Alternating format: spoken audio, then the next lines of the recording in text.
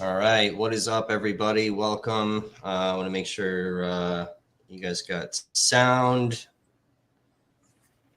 All right, what is up, everybody? Welcome. I want to make sure you guys got sound. All right, what is up, everybody? Welcome.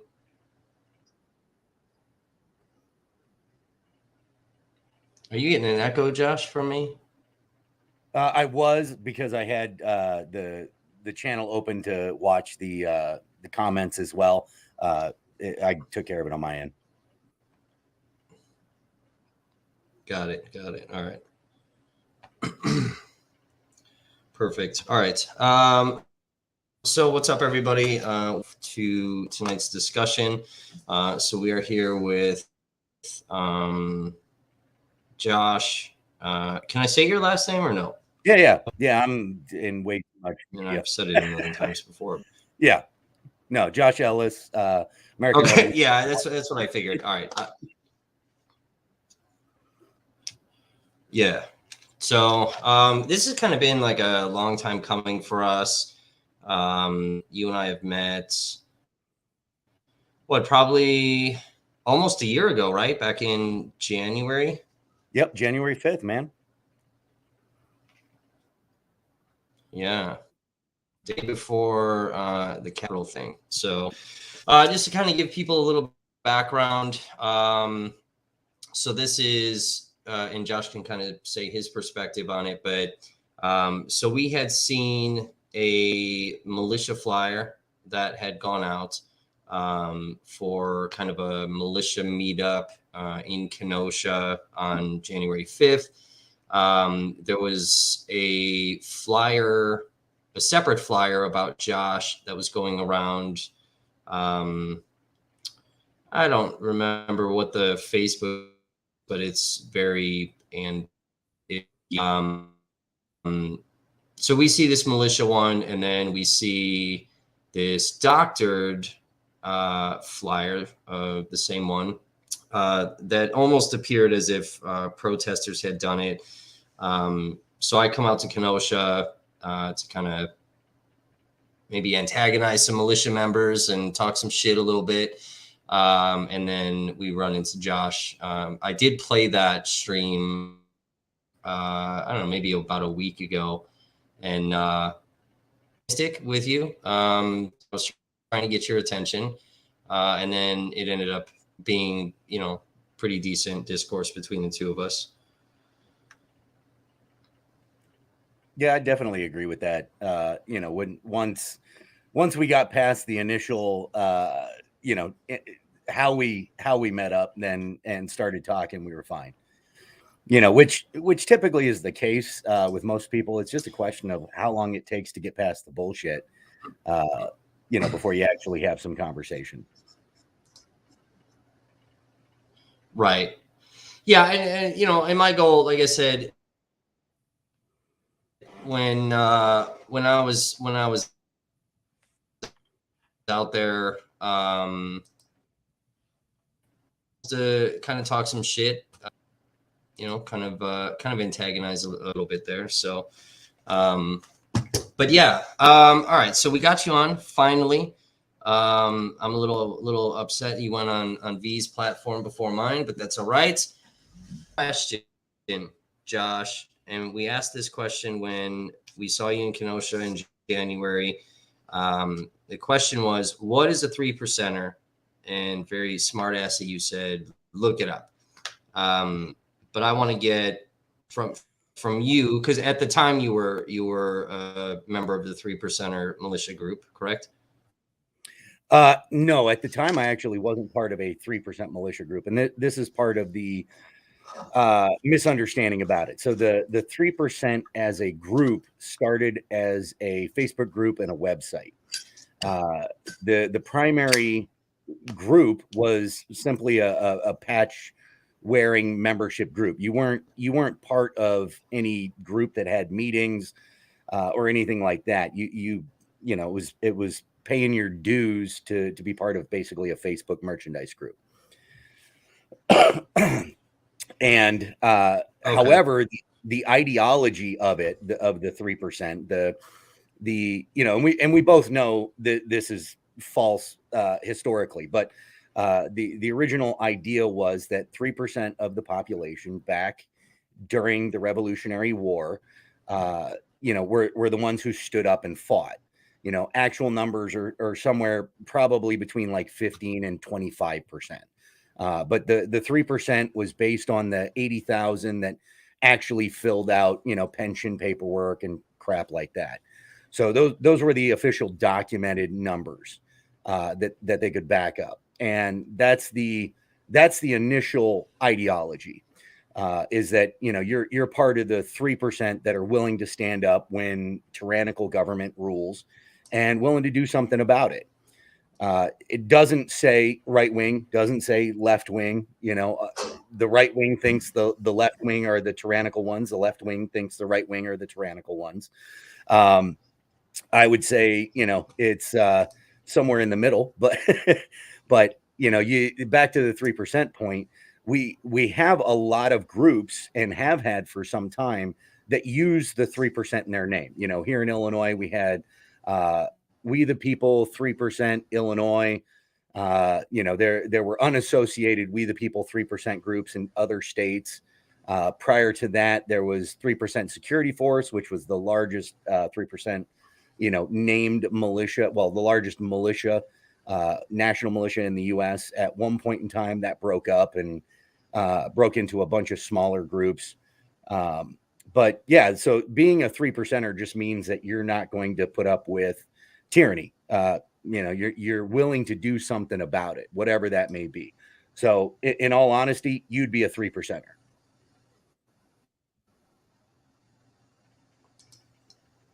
Maybe No, if we got some of the ideologies away.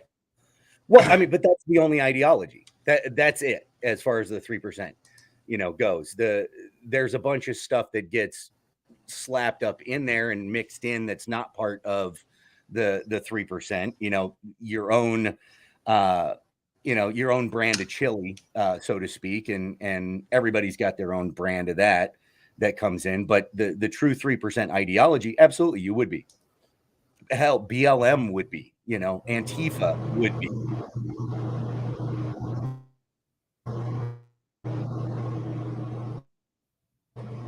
Yeah.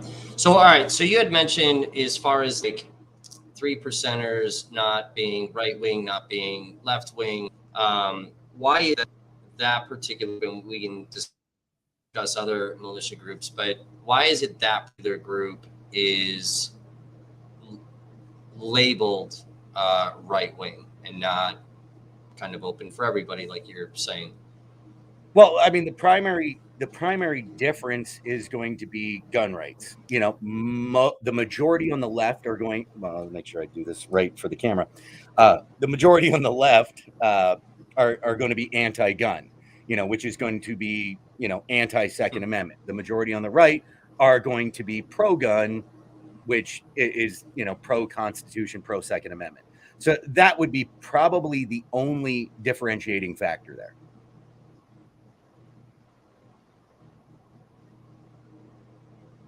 So are you all right? So, like, speaking of left, are you meaning like more liberal style people? Because I know a lot of people on the left, is obviously especially protesters that are very pro Second Amendment.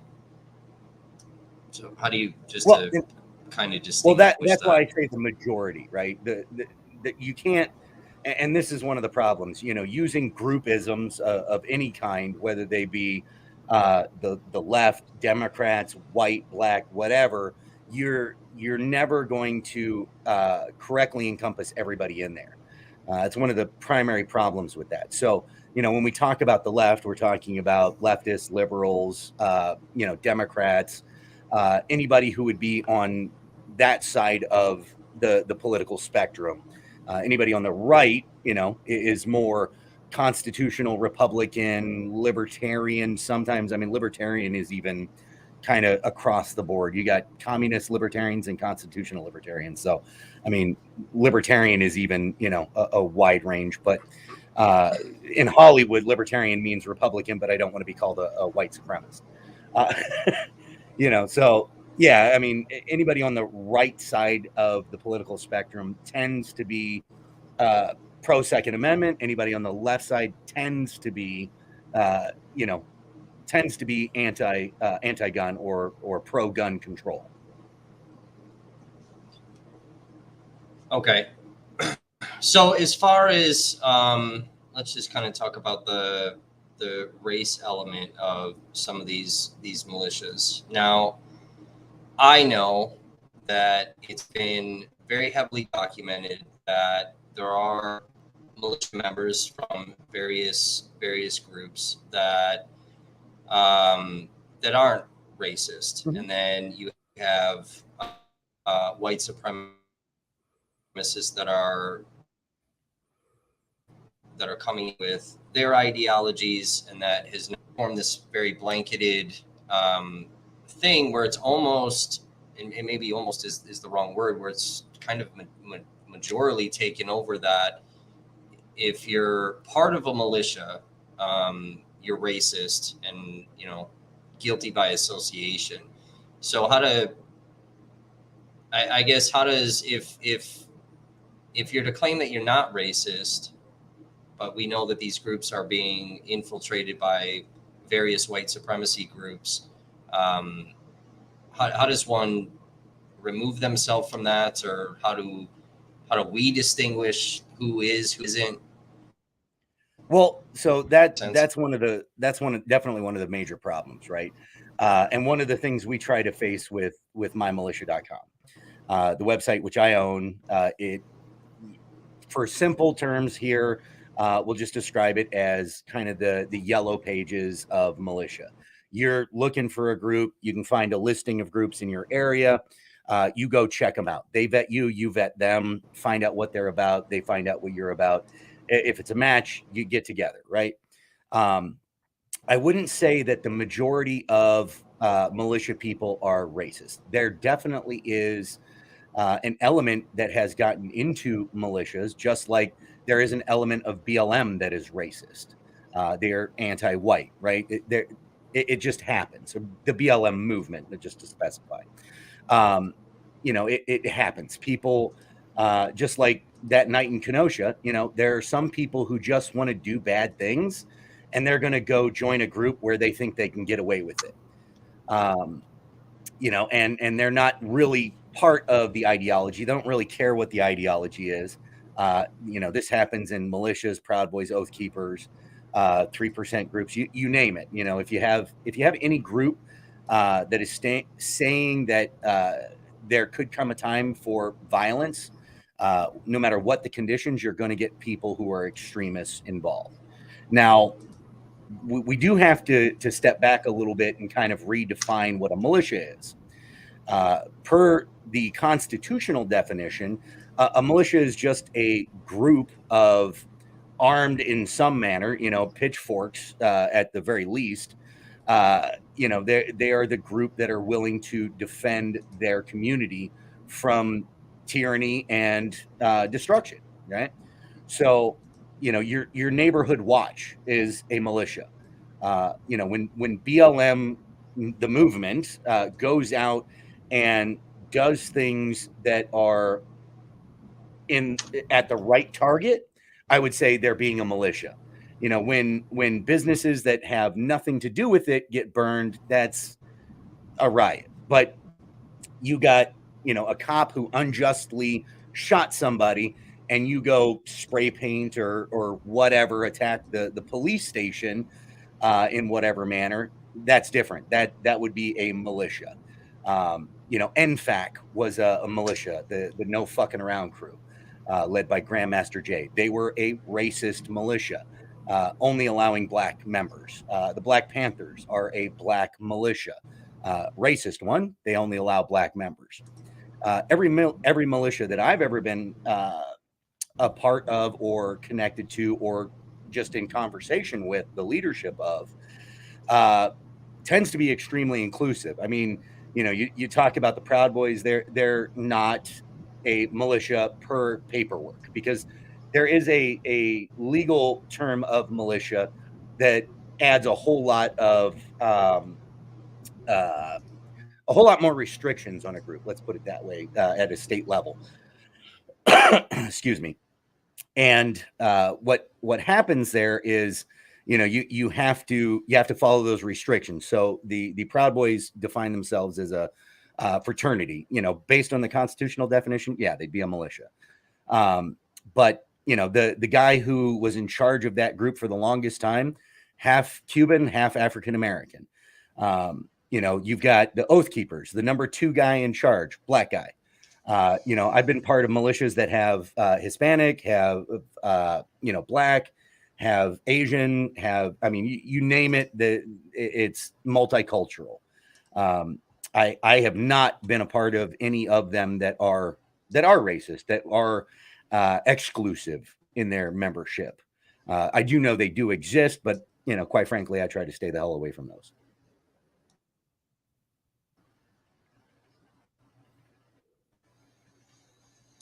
All right. All right. So as far as for you personally, because I've when I see you, I see you wearing a 3%er hat.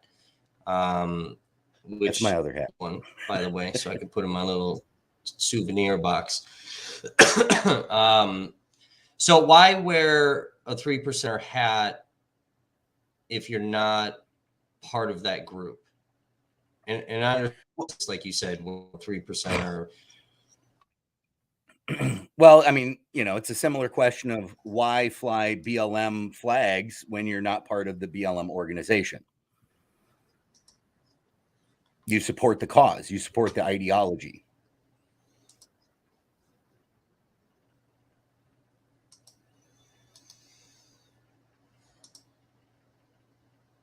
Yeah, but I think there's a difference where BLM.org comes out with their message 2014, I think it was, and then we've kind of seen this adaptation to it now where even people of color are separating themselves from organization, and I think it's just a design flaw now. What other flag are they going to fly at this point? Well, yeah, and why? The 3% organization, when the website was up, they've taken it down now. I think they sold the domain to, what is it, Patriot Cover or something like that. It's another merchandise shop. But even when it was up, they said, we're not a militia. We are not pro racism or anything racist. They condemned what was going on at Charlottesville, told anybody that was a patch wearing member to not go to any event like that. It's pro Constitution, anti tyranny. That is the ideology. So those are my beliefs. I think you do find, and this was something we kind of talked about a little bit on V's program, and you had some questions about, but there is a slight difference in membership between that and the Boog movement, and just very slight in basic ideological operations.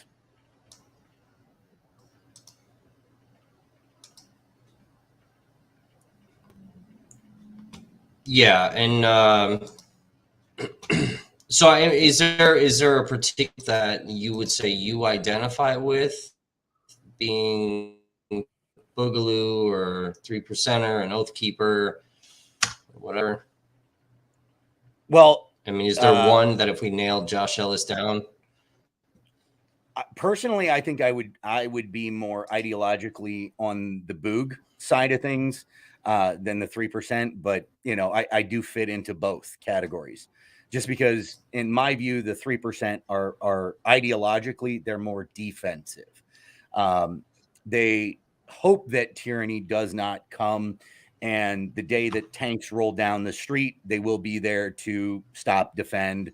I would classify them more as like sheepdog type of people, where the Boog boys tend to either want the boog, to happen, or they see that there's no other alternative, which to me, I believe is the case. I think we're so far gone as a country that there is no fixing this with the system itself.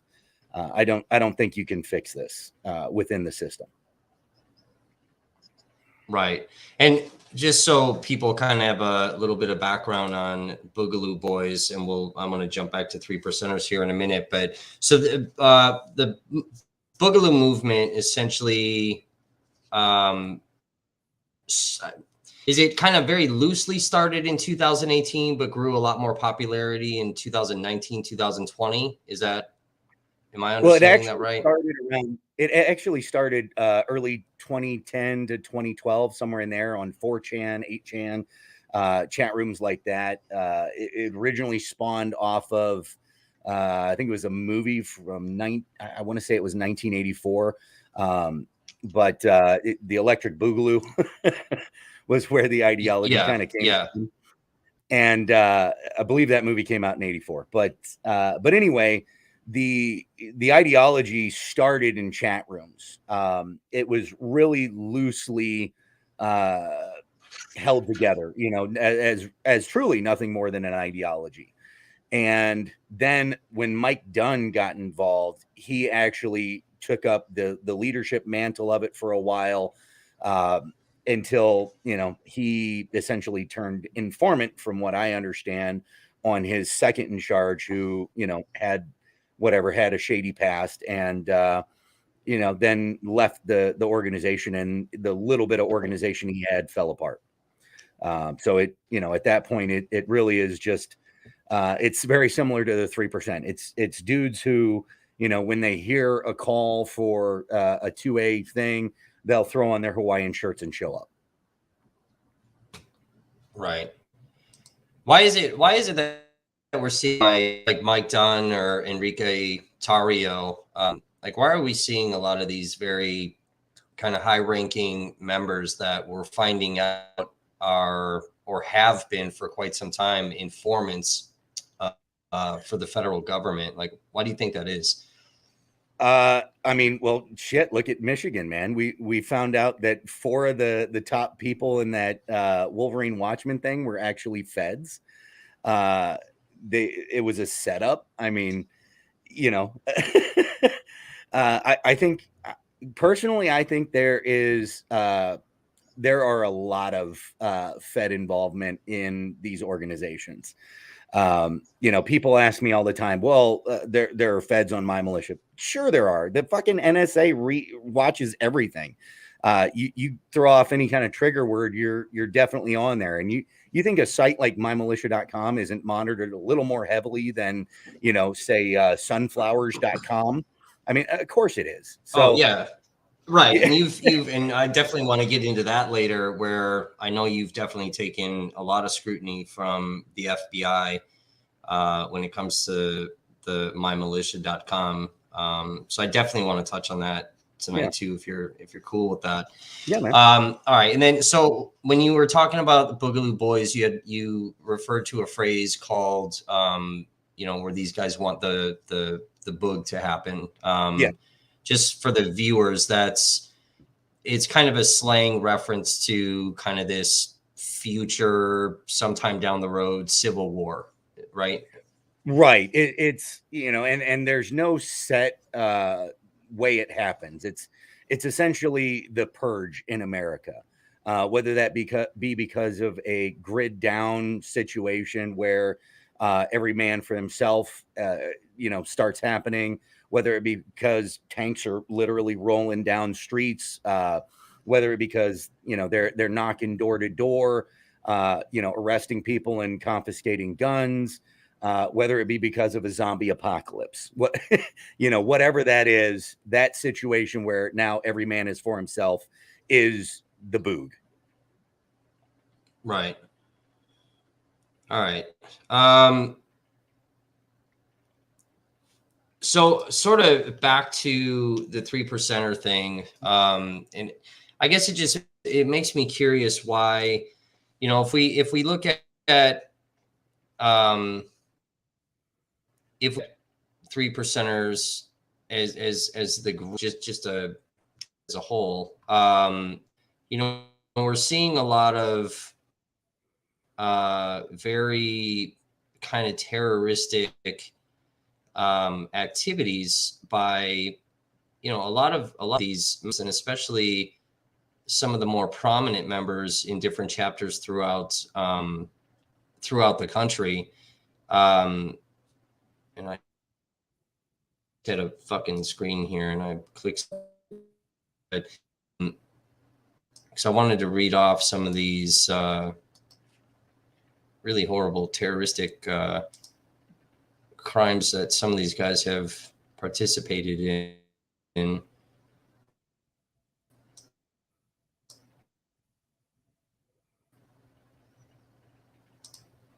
I clicked something. I'm sorry, Josh. So why associate? Why wear a hat with, you know, a 3%er thing on there when a lot of these guys are getting, you know, they're doing very terroristic things, blowing up buildings. Well, I mean, guys who, you know, this was one of the things with the Wolverine Watchmen. This was what was it? Waco. You know, these guys tried to embed themselves into militias and actually were rejected. You know, so I actually wouldn't say that these guys are. You know, you know, if you're a nut job, if you're a psychopath and you want to do mass destruction, what's the first thing you're going to think? You know, especially if you you know, you're your average Joe, with where the media goes, right? With the media narrative for the last 40 years. Where would you think you could get explosives and guns, right? You think, oh, militia groups. Okay. Those guys are crazy extremists, but then they get into the groups and they find out, oh, wait, they're not crazy extremists. They actually want to have nothing to do with me because they spot very early that I'm a crazy extremist. So, I mean, you know, in the majority of these cases, that's actually what happens. My militia, we've had a number of people on our website trying to do just that, and we boot them immediately upon seeing them. You know, the one guy recently, with the Amazon web server thing, he was booted off of the website 3 months prior for talking extreme action and shit. The one of the guys out of the Wolverine Watchmen, he was part of a group in Tennessee, I believe, Tennessee or Kentucky, for a couple of weeks until, you know, he started talking extreme and they booted him out.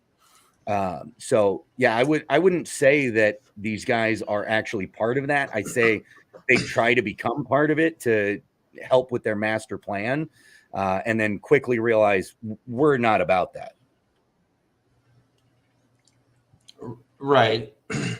But some of these more prominent people where, you know, you've got Patrick Stein, member of the terrorist group, the Crusaders, who split from the Kansas Security Force 3%. So this person is quoted as saying, "The only good Muslim is a dead Muslim. If you're Muslim, I'm going to enjoy shooting you in the head. When we go on operations, there's no leaving anyone behind, even if it's a 1-year-old. I guarantee if I go on a mission, those little fuckers are going bye-bye." I mean, is that something that, you know, you stand behind? Oh, absolutely not. And, you know, again, like any group, you know, you've got guys who, you know, we could easily, if the media wanted to, could easily take the Waukesha, you know, SUV guy and say he's a BLM guy. You know, he did this as part of BLM, the domestic terror organization. And when you look into it a little bit, you go, oh, well, wait a minute. He wasn't a member of BLM. He did post some extremely racist shit on his Facebook, I think it was, and Facebook or Twitter, one of the two. You know, but he fucked up shit of the on organization. Facebook. Yeah, but Yeah. you know, my point is the same. If you have an agenda, you can bend any of this shit any way you want.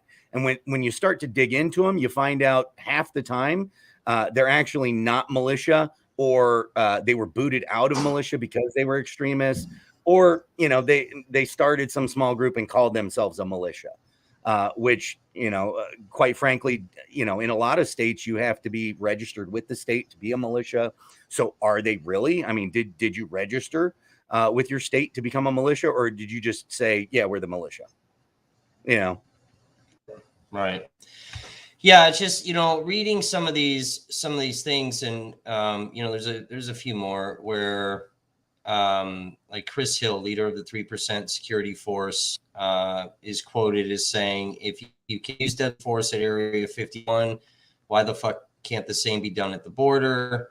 You've got Gene McDowell, leader of Union of 3%er American Patriots. I mean, in all fairness, though, that is a decent question. You have, not saying all illegal immigrants are terrorists, but terrorists come in through our open borders. Drug cartels come in through our open borders. Violent drug dealers, child traffickers, they come in through our borders. So if that's the case, if you have the right to use deadly force on American citizens when they cross a path that is government owned, then why don't you have that same ability or capability for potentially violent people at our border? Why would you use worse force on American citizens than you would on non-American citizens? That's a valid question. Yeah, but I mean, I historically, I'm not saying that. I mean, it sort of sounded like it's what you wanted. I think with our society, I think we're prone to violence. But it's just with some of these more prominent members, Gene McDowell, like I said, David Wright, Patrick Stein, John Ritzheimer.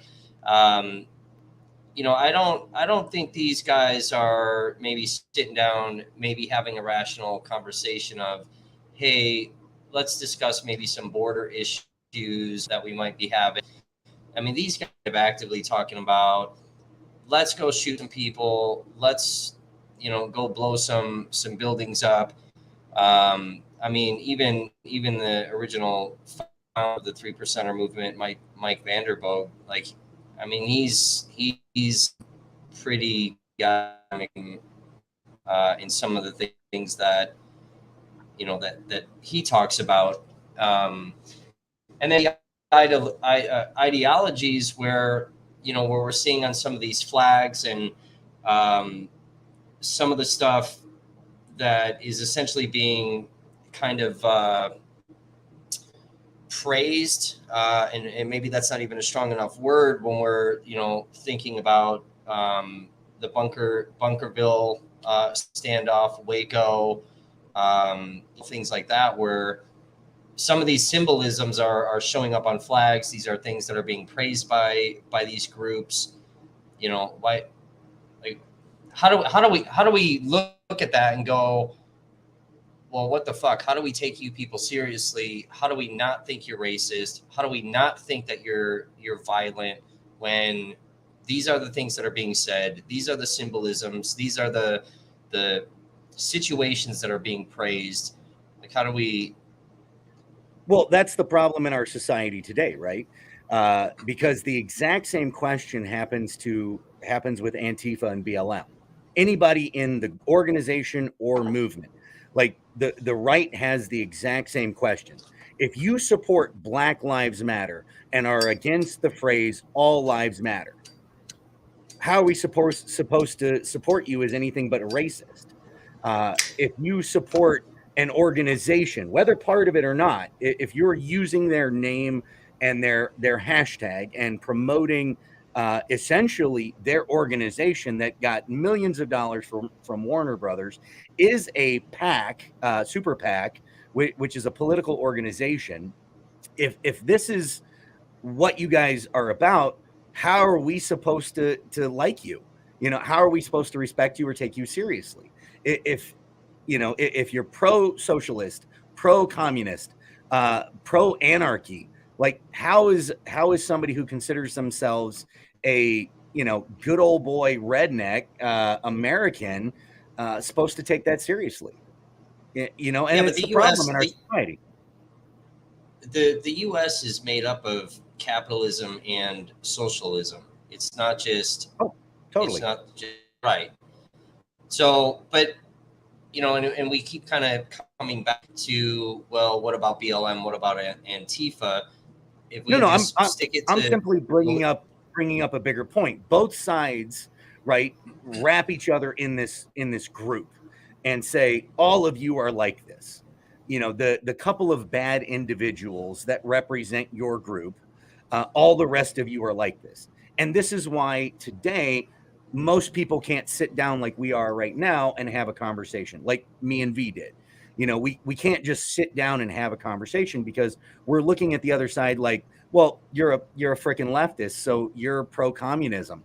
Fuck you, Kevin. Like, I'm out. Why would I ever talk to you? And that was my first reaction when you walked up to my truck. Is clearly you're a leftist. Clearly that means you're a communist. So clearly you're a bad person. Like, why would I ever talk to you? Well, we talk, and like, oh yeah, you're not like super crazy left wing communist, you know, and we can actually have some discussions. That's what needs to happen. everybody thinks I am, though. I think that's the most comical part, and I keep, I've slowly introduced this even more and more, but I've been really telling about, like, I'm not liberal and I'm not a fucking leftist. Like, you don't know me, you know. But yeah, it's like from my personal experience when it comes to militia, right? Mhm. So back in the Kenosha, um, riot days, Which time? there was which time? There's only been one time. Come on, Josh. Yeah, Um, fair enough. the I talked to what was not necessarily public information. I talked to quite a few different militia people from various groups: Three Percenters, Oath Keepers, Boogaloo Boys, the so-called Kenosha Guard, and I've talked to some people off the record. There are a few that I talked to where I was like, "You are an absolute fucking whack job." And then there's others that I talk to, pleasant conversation. Um, during the Rittenhouse trial, there was a gentleman that we saw on a live stream that physically assaulted a young black woman that was there. Pretty aggressive situation. I talked to him off camera. Um, a little heightened, but still relatively normal conversation until he started admitting some crimes to me, and his buddy didn't like that. Um, and then I get where I'm filming protests throughout this last year, and we start running into militia people, and my experience is you're fucking psychotic. Like, where's the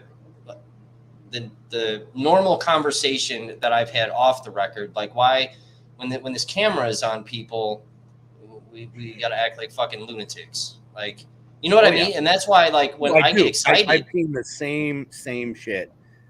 It's insane. People go nuts when the camera's on them. And you know, I talked to Gary Lamb. I don't know if you follow his stuff at all. But not really. I've okay. seen Gary in my fucking chats. I've seen Gary on your channel, and Gary makes me want to just shoot myself in the fucking mouth listening to him talk. It's But yeah, I mean, what we talk about is what we refer to between each other as the church voice. You will watch a black man or woman get into their church voice. I mean, white people have something similar. It's not the same. Hispanic people have something similar. I don't know about Asians. I haven't, watched them well enough. But black people get into their church voice, and you'll watch it happen, and you can tell at that point they know they're on stage. It's time to act. and they're going to act as crazy as they can for their side. And you know, when the cameras are on, people act stupid. I mean, I've had great conversations off camera with people on the other side. I mean, even a few good ones on camera, but by and large, it's usually when the cameras are off that we have peaceful conversations. I sat with Clyde McElmore for God, we must have been an hour that night, January 5th, sitting around chatting with him, and just had great conversation about all kinds of different things that we agree on. You know, touched lightly on a few things we don't agree on, and you know, we're talking about going for a beer one night and just bullshitting. But you know, when the camera's on, we got to be, we got to be going at each other.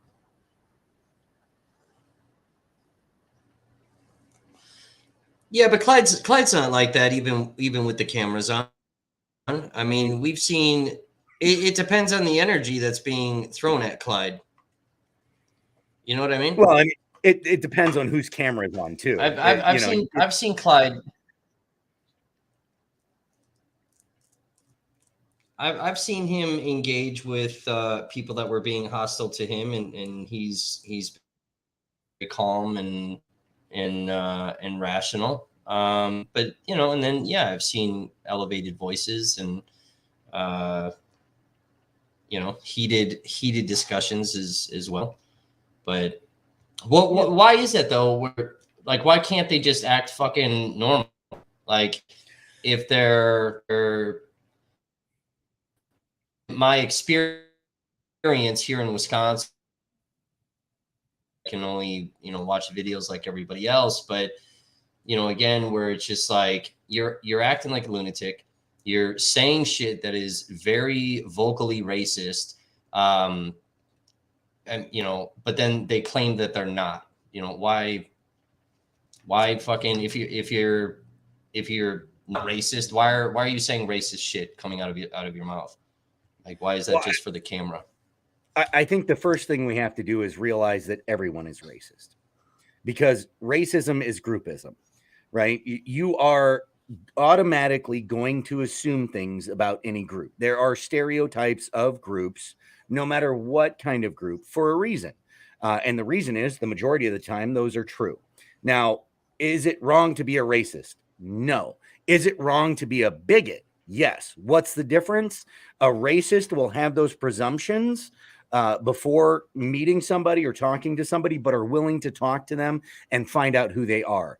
A bigot is not. They are going to stick with those presumptions no matter what. No matter what you say or do to the contrary, they are going to stick to those beliefs. I relate it to, if you had, and I've asked Gary Lamb this conversation, black guy, for your audience who doesn't know, asked him, if you have an application for a job, you're the boss, you have $20 an hour job, you have to pay somebody, and you have, all you know is you got a white guy and a black guy, which one are you going to hire? He flat out said white guy every time, because the stereotype. If you're playing the Vegas odds, hiring a white guy is typically going to be better odds. Now, if you interview the people and you find out the black guy is more qualified, will you still hire the white guy? If you will, you're a bigot. If not, okay, fine. You're a racist, but you're willing to get to know the individual. And that's the difference. It's not okay to be a bigot. Racism is natural. I mean, look at Hitler. Like Hitler, it's groupism, right? Hitler went after anybody who wasn't blonde-haired and blue-eyed. That says a lot. He was eliminating people based on hair color and eye color. I mean, we will find something to categorize people into one way or another, and we're going to do that. That's the bottom line. It is going to happen, and you can't deny it.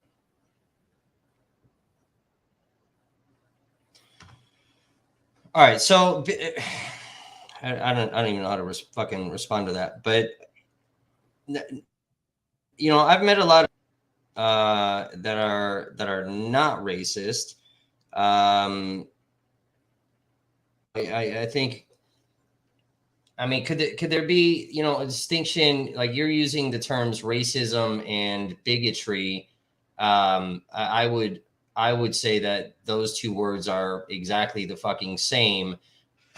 Whereas a prejudice might be a, a differentiating word, where you're using the word racism.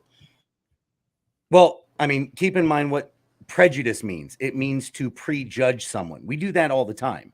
You prejudge somebody based on what car they're driving, what job they have, what they're wearing, what their hair color is, eye color, whether they have glasses, whether they're wearing a hat, what their color is. You judge people all the time off of just looking at them. That's racism when you're doing it by race.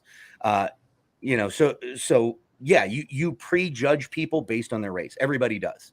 Everybody pre-assumes things in their mind. Now, the difference is, though, a bigot is not able to get past those prejudices. A bigot is somebody who sticks to those prejudices and will not move past them.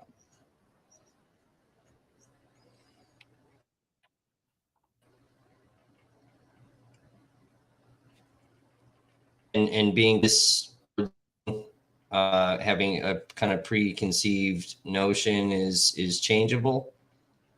Is that what Oh, you're saying? absolutely. Absolutely. Or I can mean, be? yeah. I mean, think about it.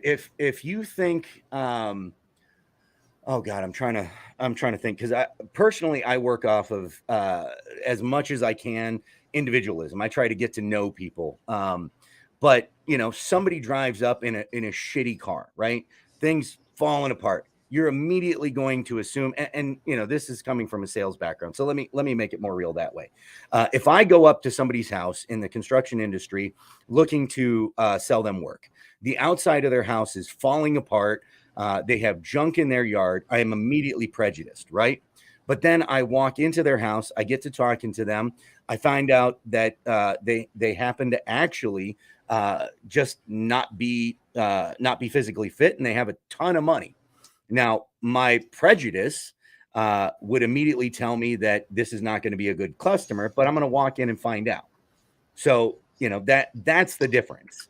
There was always an old story about the rich guys who would dress in crappy clothes and walk into a store. Well, when you see somebody coming in clothes that are full of holes, extremely dirty, and they look like garbage, you're going to assume that person is poor.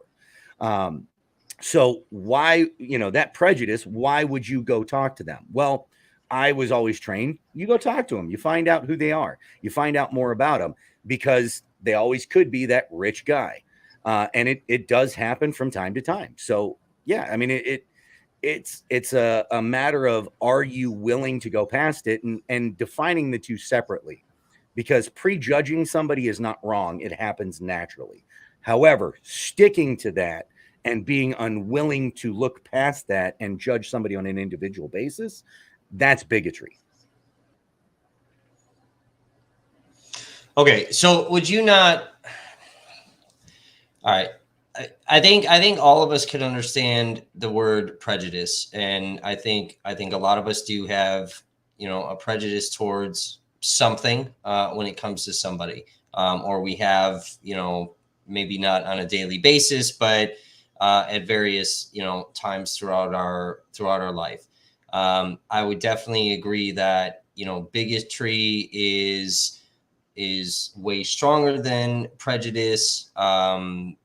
It's very discriminatory, but racism I would more so classify as the system that really allows a more dominant racial group to that's already in power to kind of retain that power. um, is that why is that not sort of No, correct in your? repeat that last statement. It kind of broke up on me. So I would classify racism as more this more dominant, more powerful group. The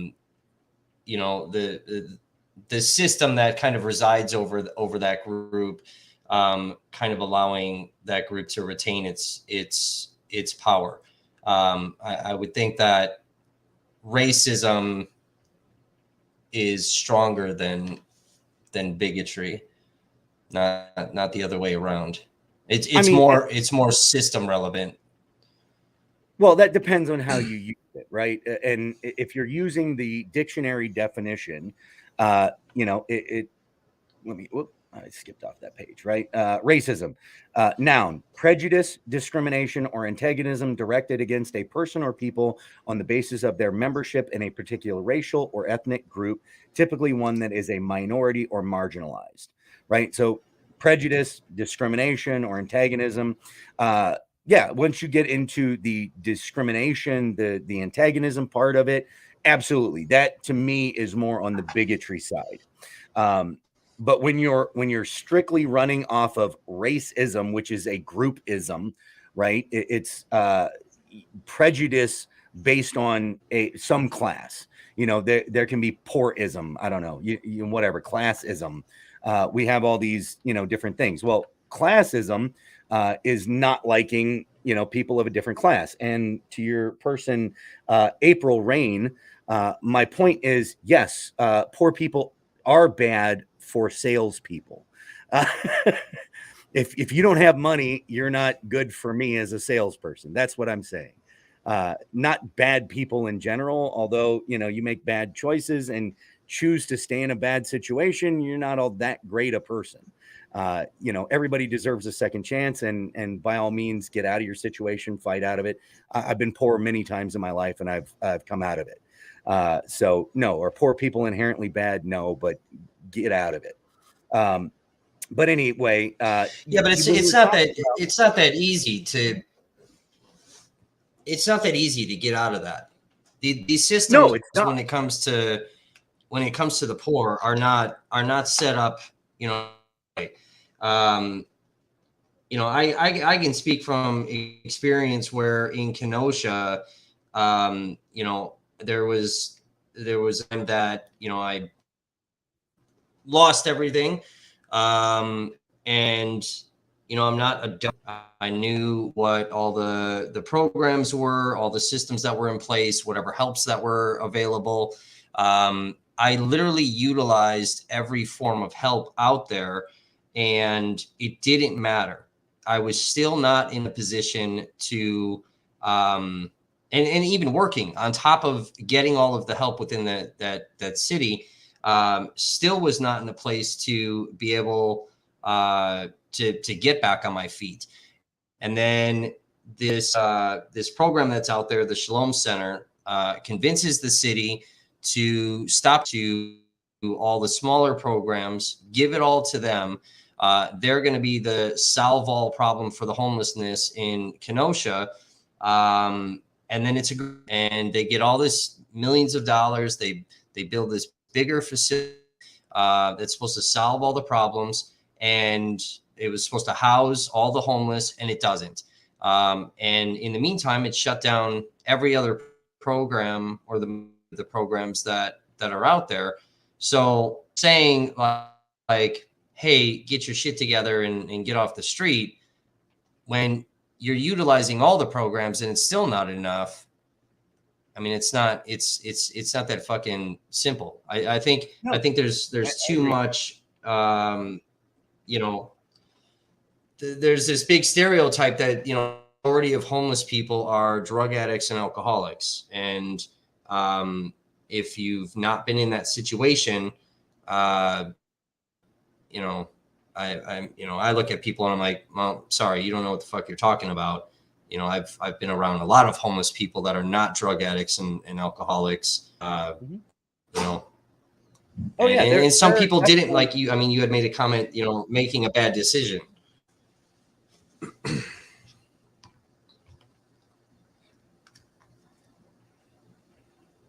Sorry, yeah, we have some lag here. So, one of the I see that. I've been homeless. I went, I hitchhiked across the U.S. and Mexico when I turned 18 for quite a while. I found my way out of it. I was able to literally, with not a dollar in my pocket, start life all over. And within 3 months, I was a manager at a fast food place, had a vehicle, had a place to stay of my own, had furniture, food, all that good stuff. So, it depends on where you're at, what your situation is, but in my travels, I ran across people out in LA that are more than happy. When I was out in Hawaii, that are more than happy to be homeless.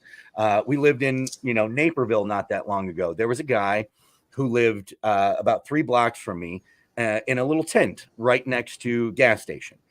He had been offered many times places to go, jobs, everything. He doesn't want it. The cops literally come there, stop by, check on how he's doing. He's been there for 10, 15 years. He doesn't want to be part of the system. He wants to live in his little tent there and just live out the rest of his days in that situation. There are people who do that. There are, homeless people, quote unquote, who are making 6 figures. We've all heard those stories. And sometimes that's factual. I would not say that's the majority of the time, but that does happen. So yeah, there are people who do enjoy that situation. There are people who get so addicted to drugs that is the only place they can go to, is to be homeless. They've screwed up their life so much that's the only thing. Now, do I believe those people deserve a second chance still, if they're willing to take it? Or a third or fourth or, 100th chance, whatever. Yeah, they do deserve that if they're willing to take it. And that's one of the beautiful things about our country is you always have that opportunity here. I had a felony on my record for the longest time, and work that I could accept was very limited. So, I found opportunities elsewhere that I didn't have that problem with. Shit, Josh Ellis. Wait, hang on, pause. Josh Ellis is a fucking hardened criminal. Oh my God, everybody dies him. Holy fuck! Here we go. Oh shit. I got that shit expunged, man. But yeah, I mean, well, yeah. What about the people? What about the people that that didn't make a bad decision? And, just myself, I find myself where, that first 3 months, the entire country is shut down, and they lift, that moratorium, automatic eviction things filed. And, again, just Kenosha, I can only speak of Kenosha because that's where I'm at, but you have thousands of people that went into eviction and lost because there were no protections for them at that time. The only at the time was for like Section 8 style housing that had since been adapted, but thousands of people now that have been displaced, hundreds that are fucking struggling. So but why again, are they struggling? All these programs, right? And all these systems. Why are they struggling, though? They're not struggling because landlords are evil bastards. Right. They're struggling because the government decided to step into their lives and control whether they could earn money or not. Per the Fifth Amendment, we are owed that money back. If the government takes your shit, they owe you just compensation for it. And I don't think what they've done equals a year and a half of screwing with people and making people unemployed, making people unemployable. Yeah, for sure. So let me ask you from a militia standpoint, because you guys, and I think and correct me if I'm wrong, but I think you had some protests that you either orchestrated or were part of when it came to different mask mandates and things.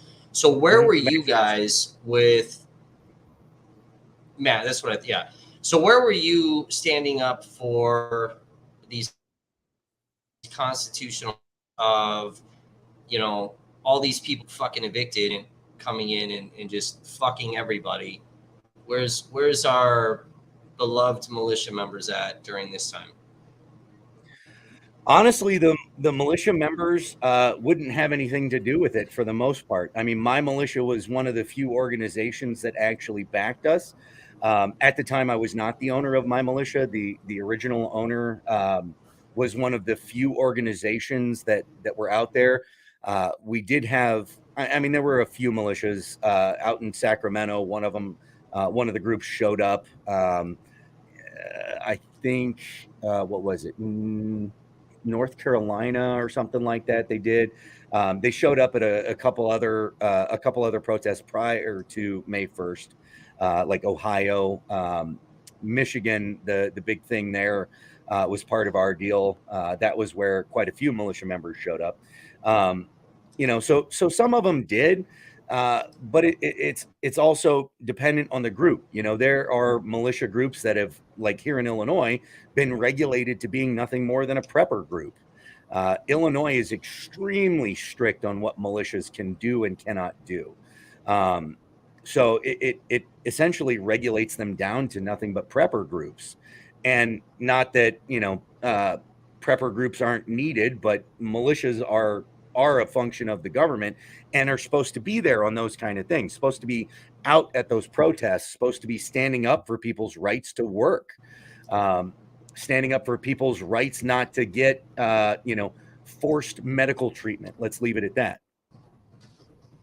Leave it between you and your doctor. That's always been the constitutional standpoint.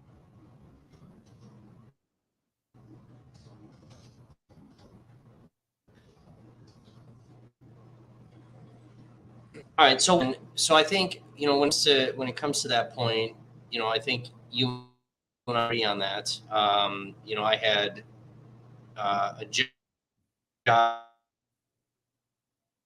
form a medic. I wasn't fucking having that shit. But when I'm filming, certain protest groups out by me, some are, and maybe not the group itself, but individuals within. Some are pro-mask, anti-mask, pro-vax, anti-vax. But when they're kind of protesting those types of arguments, why is it that militia groups get a little fucking irritated, by them protesting some of these things, and especially when it comes to mask things, where with this pandemic, this is obviously a real thing. I believe that media and things have maybe blown certain things out of proportion. Yes, I do. But people are really fucking legitimately dying. And we got people that are wearing masks, or like I get shit on because I'll go into a public thing and I have a fucking face mask on, and I could fucking care less personally, but I'm wearing it for the respect of whoever's around me, not knowing what their belief systems are. Yeah, I mean, quite frankly, I gave up why on is the it whole trying not to wear a mask thing. I'm not interested in the fight. If I remember it, I'll wear it. If I don't, then I don't. I just honestly, I really don't care about that anymore. It's the society is too far gone on that issue, on both sides. And this has been one of my biggest complaints when it comes to the right and the left. This is both sides screwing this up. This is not an issue of we argue that I should have the right to do what I want. The argument always becomes, not only should I have the right to do what I want, but what I want to do is the right thing for everybody to do. So, you want to have the medical treatment done. Okay, fine. Didn't do it. I don't care. Like, that's between you and your doctor. I'm not a freaking doctor. I'm a constitutionalist. I can tell you that per the Constitution, you can't tell me to do it. Now, I have that right, but I don't believe that my right should be forced on everybody else, nor do I believe your right should be forced on everybody else. And that is a major problem with both sides. When it comes to people on the medical freedom issue, they have been for a long time fighting for the idea that these medical options, I'm trying not to say the word so your channel doesn't get hit, but these people want everybody to follow the same medical treatments as they are following, which is none in that particular area. It's not a matter of I should have the freedom. It's a matter of everybody should be doing what I'm doing. And then on the other side, you have the same thing. So that's the stupidity of society today, quite frankly, is that we're not having the discussion about you should be free to do your thing. I should be free to do my thing. Roe v. Wade, right? The removing Roe v. Wade, if that happens, means that it's a state issue. If you don't like what your state is doing, move to a different state. That's the bottom line. That's the way America was created, so that we could have states that were run differently. The good ones would do really well, the bad ones would do bad, and hopefully change it. It's kind of like being a baker who doesn't want to serve gay people. Well, that goes over really well in like say Alabama. I hate to pick a particular state, but say you pick a really conservative state that does not have a high gay population. I'm assuming that might be Alabama. I don't know. But you do that in San Francisco, you're going out of business, right? That's kind of the general idea, is you want to have those options for people, and people go to the state where best fits them. Yeah, and we're seeing a lot of people moving out of California. It seems to be a bit more right-leaning people, and moving to places like Texas and things like that. And since we're sort of on the pandemic thing though, so I agree. Nobody should tell us what we should or be doing, protocols on certain things, especially some of these more unconstitutional things. But isn't it more, again, the pandemic is real. People are actually fucking dying. This is obviously an issue. Isn't it more so common sense of, hey, the government shouldn't have to tell us to put a fucking mask on.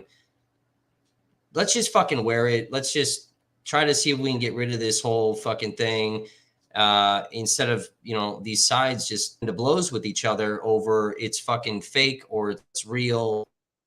Well, but that's the problem. Right? A lot of people are 50% of you have 50% of the population that is going to do what they're told, no matter what it is. If they're told to jump off a cliff, they're probably going to do that. You have the other 50% of the population who is going to do the opposite of whatever they're told, just because they've been told to do it. So when you put out a recommendation to wear a mask, that's one thing. But when you put out an executive order with punishment to wear a mask, then you have 50% of the population who's going to do it and 50% of the population who is absolutely not. And as far as April J. Bean go, I've moved with absolutely nothing. The only thing holding you back and the only limitations are in your mind. Anybody can move anywhere. Kevin, you recently moved, right? And you're in a hard spot, right? Yeah, but I can't just, if I get militia show up outside this fucking door, I can't just leave. I don't think it's easy. And even, moving 12 times in the last year and a half, I've worked periodically, but a lot of that had to do with, viewers that were trying to make sure I didn't fucking die. You know what I mean? So I don't think it's as easy as, you're kind of making it out to seem there. I don't know. I mean, I moved just fine. Now that I got a wife and 5 kids, that's it does become harder. But I mean, that's kind of the situation. I still, recently just moved with the wife and 5 kids. So, but then again, I work a job. I do the 9 to 5. Yeah, and I mean, prior to me jumping into fucking protests, this fishing company that was going really great. I was respected within the industry. Literally spent everything I had, plus borrowed money to, get packaging and start getting into retail, which we were picking up. There was some talks with Walmart, for our product, things like that. And, had it been any other fucking year, it would have been a very risk that would have paid off.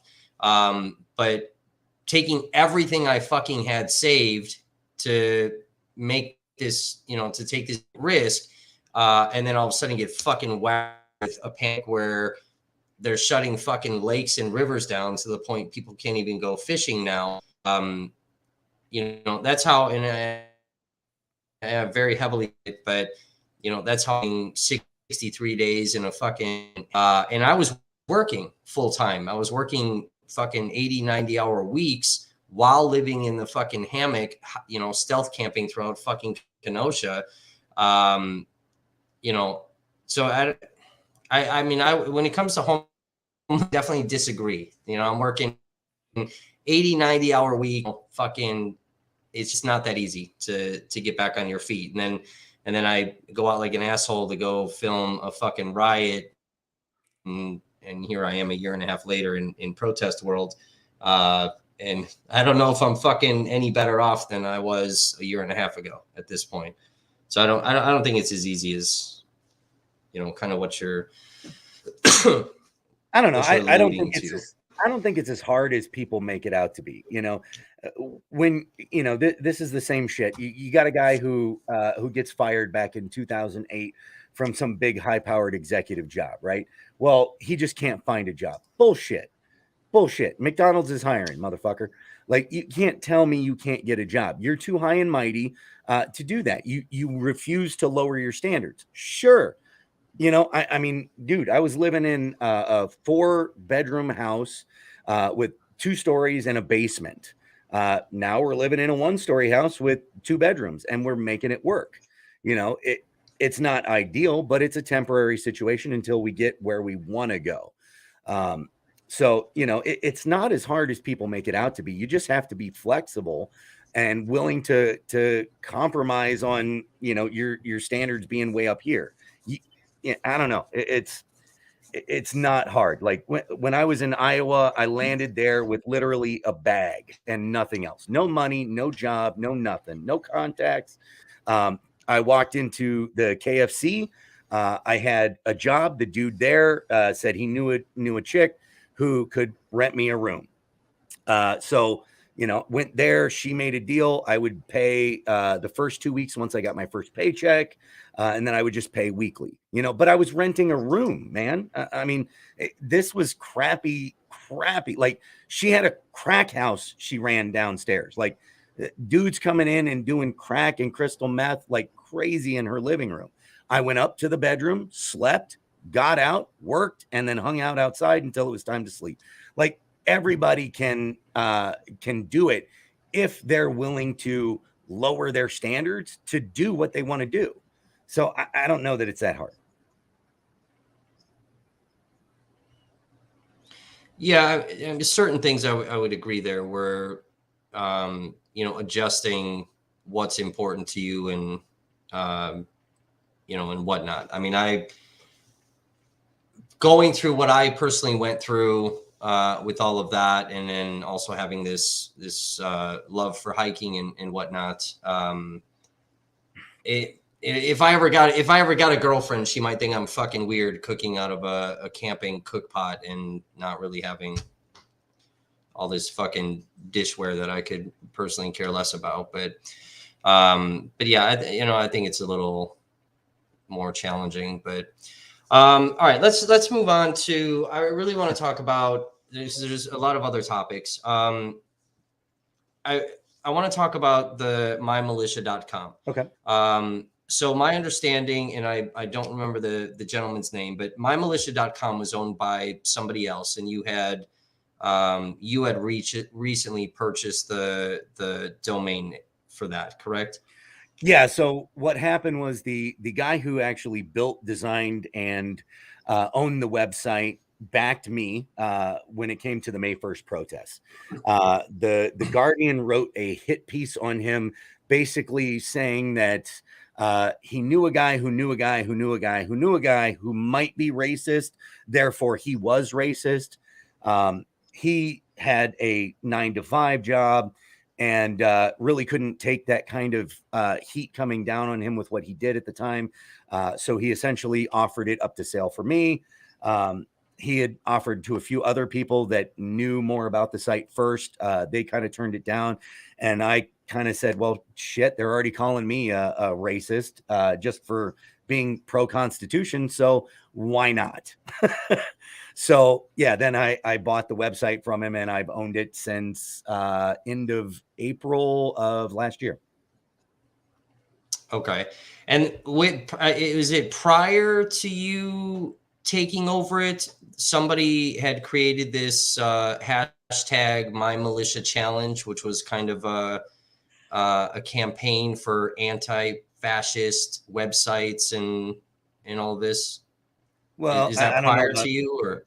I don't know about anti-fascist websites. It was specific to my militia. But yeah, so it was an Antifa campaign that went on.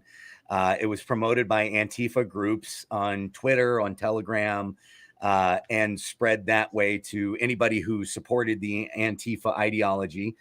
It was after I owned it. It was, let's see, it was just before the November Million MAGA March in, what was that? No, not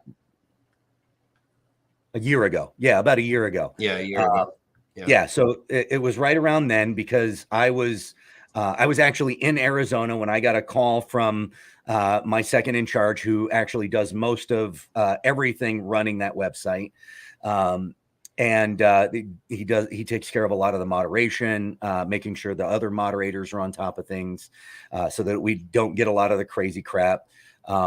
It started getting attacked like crazy with DDoS, people signing up for fake accounts. We had it pretty open at the time, allowing people to just use it like it was Facebook. But you know, when that happened, a lot of people, we found out, were pretty stupid. They were posting their personal addresses on there, personal pictures. We didn't really monitor that because it wasn't that kind of website at the time. But Antifa was gathering that information and putting it out there to dox anybody who was part of that website, whether they were actually part of a militia or not. And then when that was going on, I basically, you know, we locked down the website, locked down the security on it, had the DDoS attack shut down. We ended up being slowed down for about 15 minutes. The site was never taken down.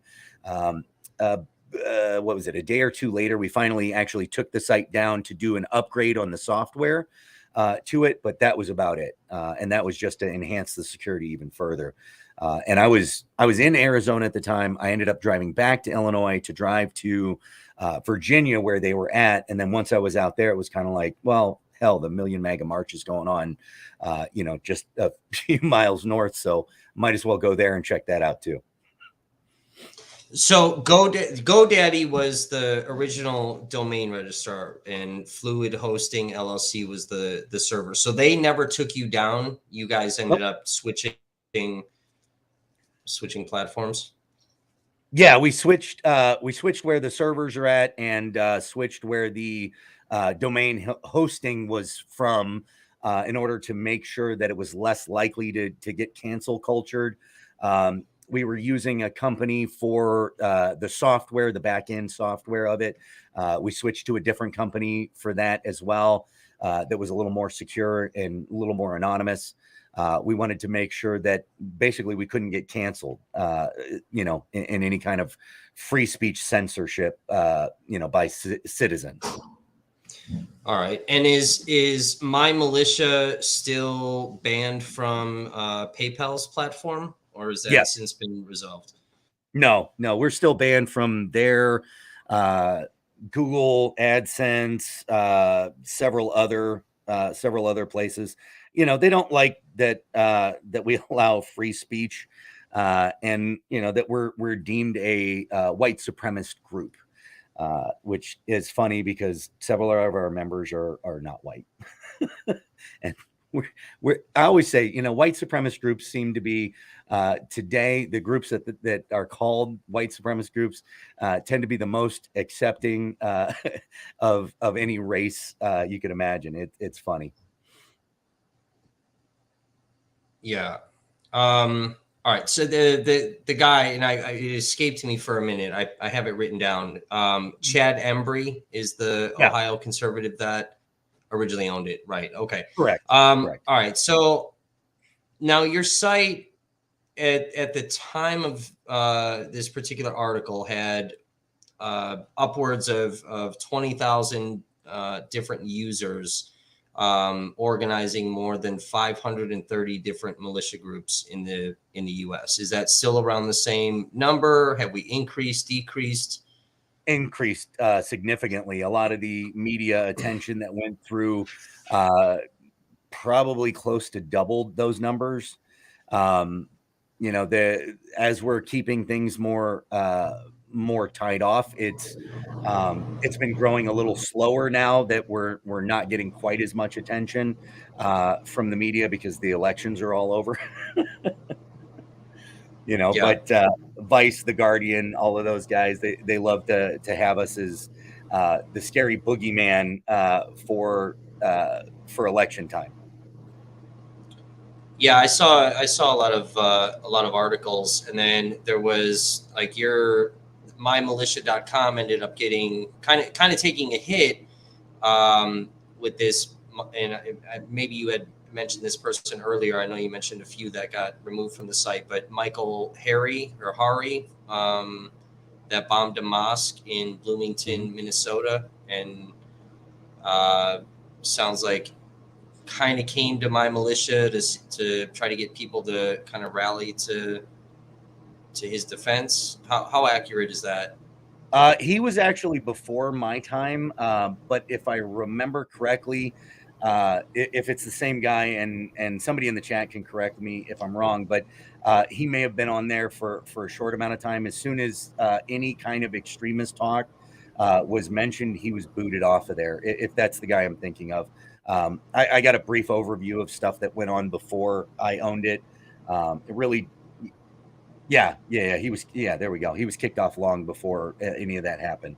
So and that was the same thing with the guy. I think he goes by the name or went by the name Dionysus with the Amazon web servers. I mean, he was kicked off months before that happened. He was only on there for a couple of weeks, I believe, and he started talking about not doing that, but doing something else, and was quickly banned from the website.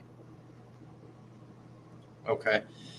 All right, and then so as far as the website, so you guys have different PDFs and things that are on there when it comes to gun operations, um, strategies for insurgency. You even have at one point, I'm not sure if you still do, but you had the anarchist cookbook on there. I remember reading that in grade school. Um, what's the point of having things like the anarchist cookbook and insurgency strategy on the site? Training. I mean, again, the idea is that militia are there in case the government gets tyrannical. The if we have like legit tanks rolling down the street, you want somebody to stand up to that shit, right? You want them to be as knowledgeable as possible on how to stop that type of situation as you can get them. Uh, like you said, you read it in high school. I read it in high school. I had a copy on one of the floppy disks that weren't floppy. Yeah, The yeah, what were they, 3.5 inch drives? yeah. Back in the day, and yeah, I mean, I read that shit. So and it's part of free speech, right? Why would we censor something like that? If somebody really is wanting to do that, cool. Uh, if somebody is out being stupid and crazy, they're going to find that information one way or another. At least on our site, we're going to potentially notice who they are first, and limit their access to that through our platform. They're going to end up finding it somewhere else. I mean, that's the negative part of the internet, is anything you want, good, bad, true, or false, is available. So why though?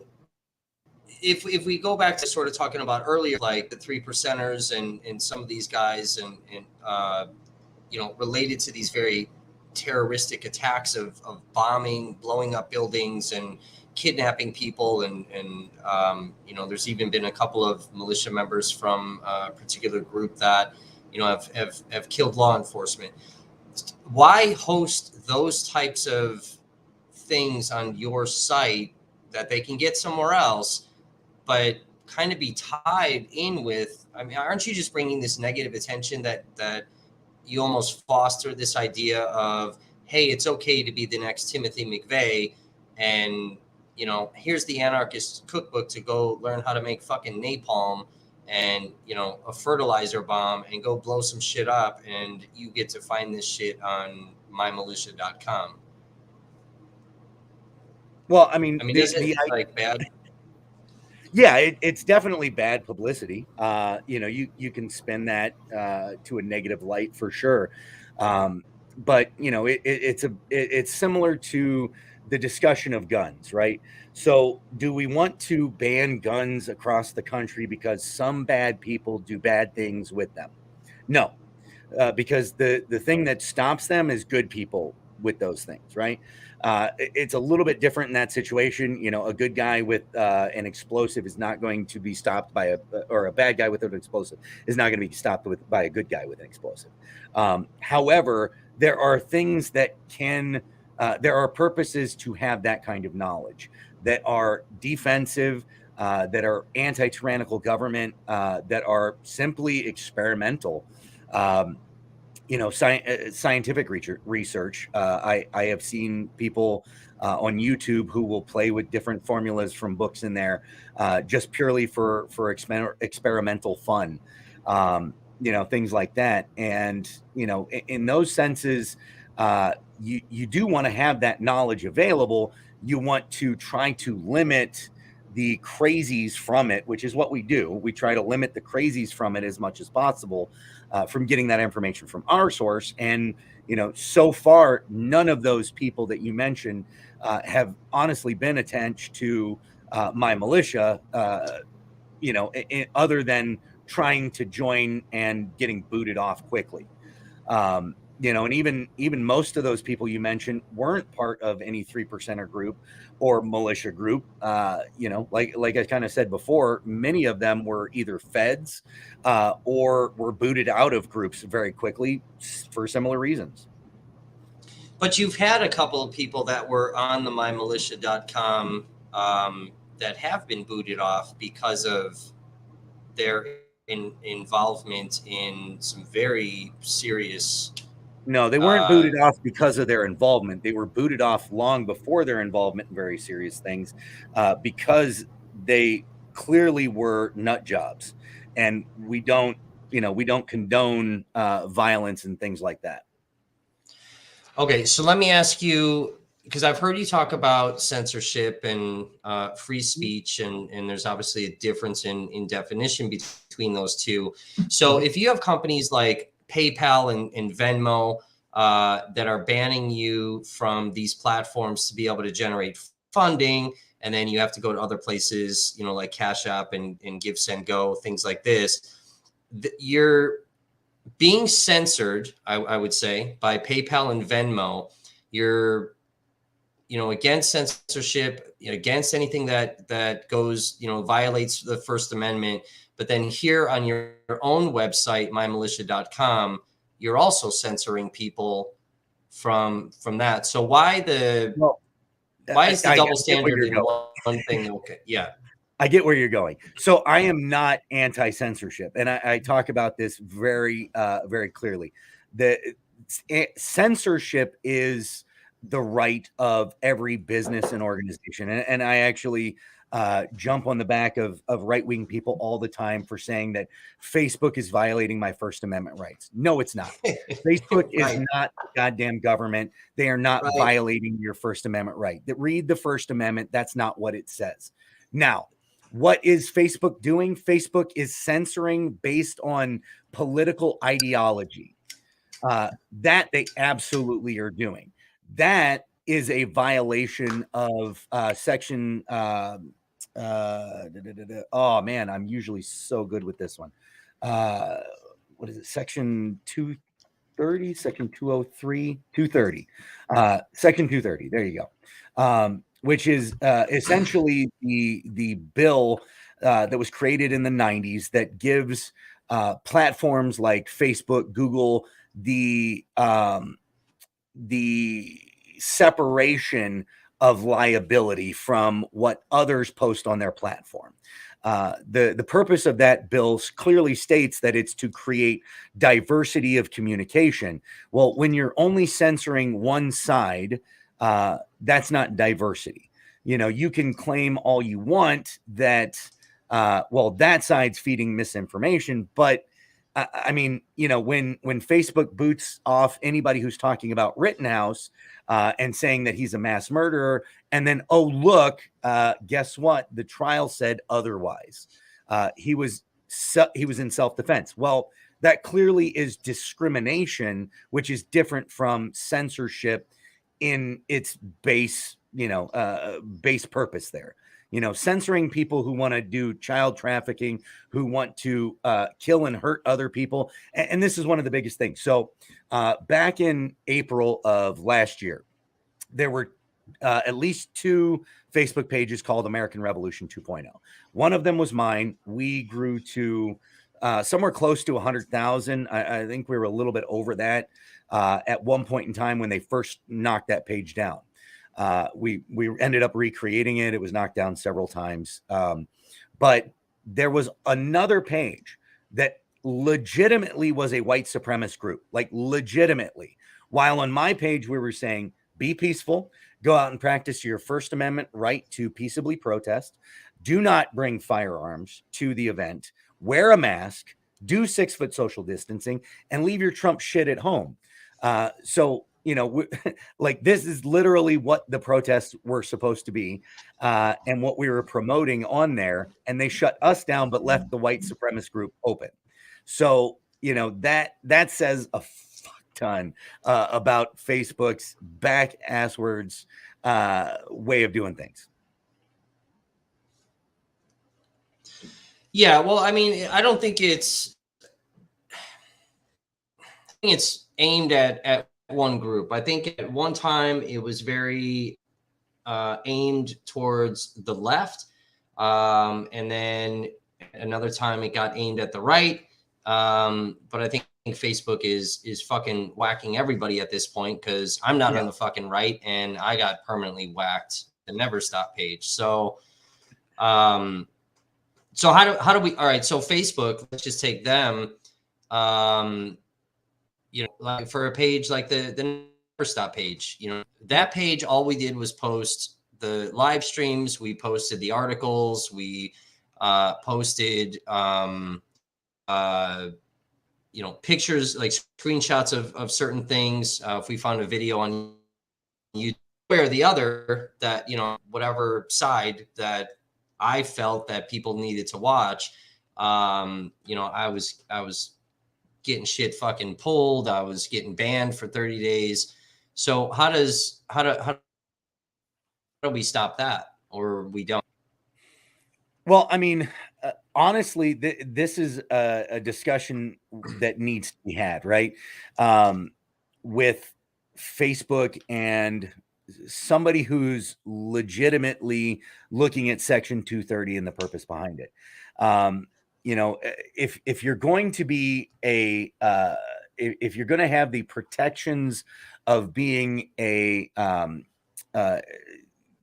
or not a content provider, but a service provider, an internet service provider. If you're going to have those freedoms and that freedom from liability, well, then you have to have a set code of conduct, and you can't violate that code of conduct based on political ideology.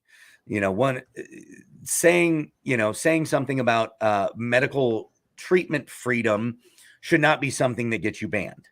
Let people make their own decisions. If you are legit saying, let's go out and kill these people, yeah, you should be banned from there. If you're legit saying, hey, I'm going to go rape or kidnap or whatever, yeah, you should be banned. And that's one of the problems with labeling things hate speech. I do believe there is speech that is hateful. There is bigoted groups who say bigoted things. But the problem with free speech is when you start classifying things as hate speech and you start saying hate speech is illegal, then who determines what's hate speech? Talking about violence and promoting violence, telling people to go commit violent acts, that's not hate speech. That's violent act speech. So, I think there's a difference there. So why are we seeing, when it comes to free speech, where, I've watched, and I'll use this individual because we saw him in the Rittenhouse trial, but we saw his, speeches that were calling for bloodshed. We've seen here in Milwaukee with former Milwaukee County,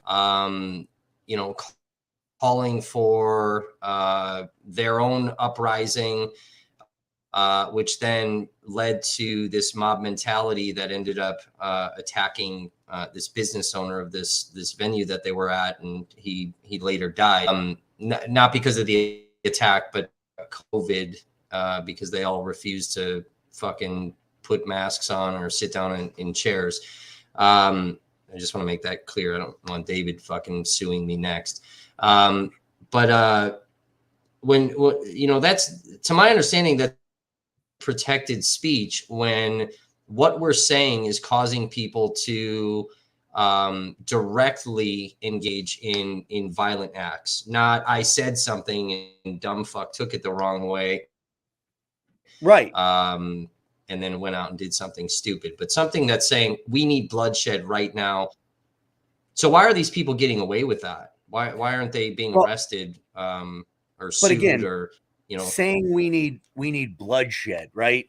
That it's a little general. If you're saying, let's take KKK, like straight up KKK, and we're saying we need bloodshed of Republicans and blacks, which is what the KKK was all about. It was an intimidation group specifically aimed at Republicans and blacks. And if you're saying we need bloodshed from those people, absolutely ban the shit out of that. But if you're just saying, the tree of liberty needs to be refreshed from time to time with the blood of patriots and tyrants, that's a little general. That that one is a direct quote from Thomas Jefferson. I don't know that you can, straight up ban that one.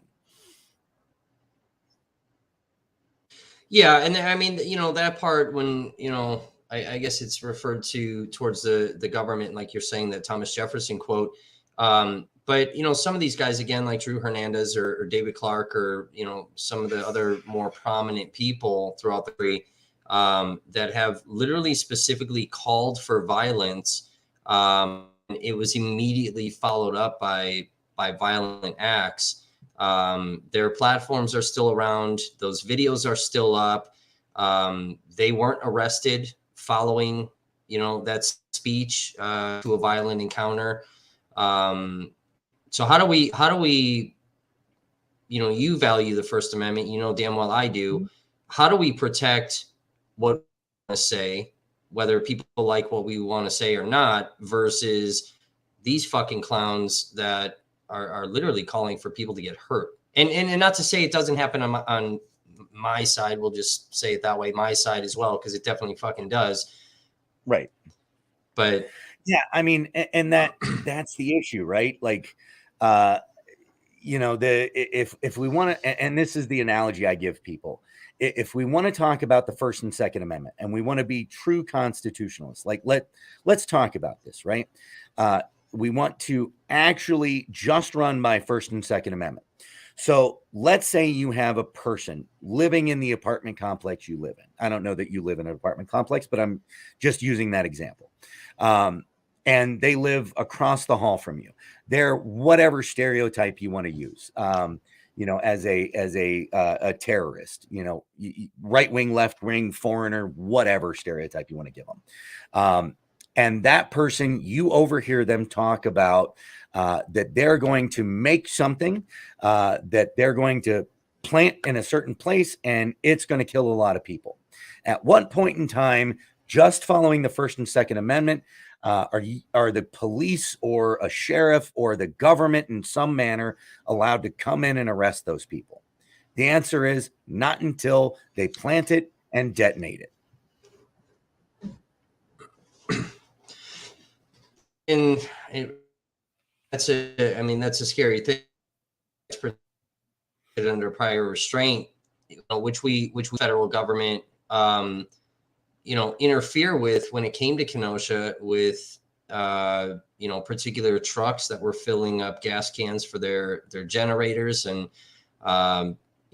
they got arrested by the feds. Which I don't think is that should have happened either. But in that example, I get, again, going back to for bloodshed, and then it's followed up by forcible action from that crowd. Or you've had some Proud Boy rallies with Enrique Tarrio that has been very violent related speech, and then we're watching them in the streets of DC kicking the alleged Antifa members, but they're just running around free to continue beating people with fucking baseball bats. I was there in DC in November. I was there in December. I was there for about 15 minutes in January. We'll get into that one later. But when it comes to, December is probably the best example I'll give. You had, before the Proud Boys went out, and I was along with another live streamer, just kind of, running, helping to run security for him. More than anything, I wasn't live streaming at that point because too many of my live streams had been used for doxing people. So I kind of refused to do it anymore. But we were running security for somebody else out there. And before the Proud Boys even went out, an old man and a woman were attacked and assaulted in the street on the way back to their hotel. That was what brought the Proud Boys out. Antifa attacked a man and a woman because they were wearing MAGA hats on the way back to their hotel.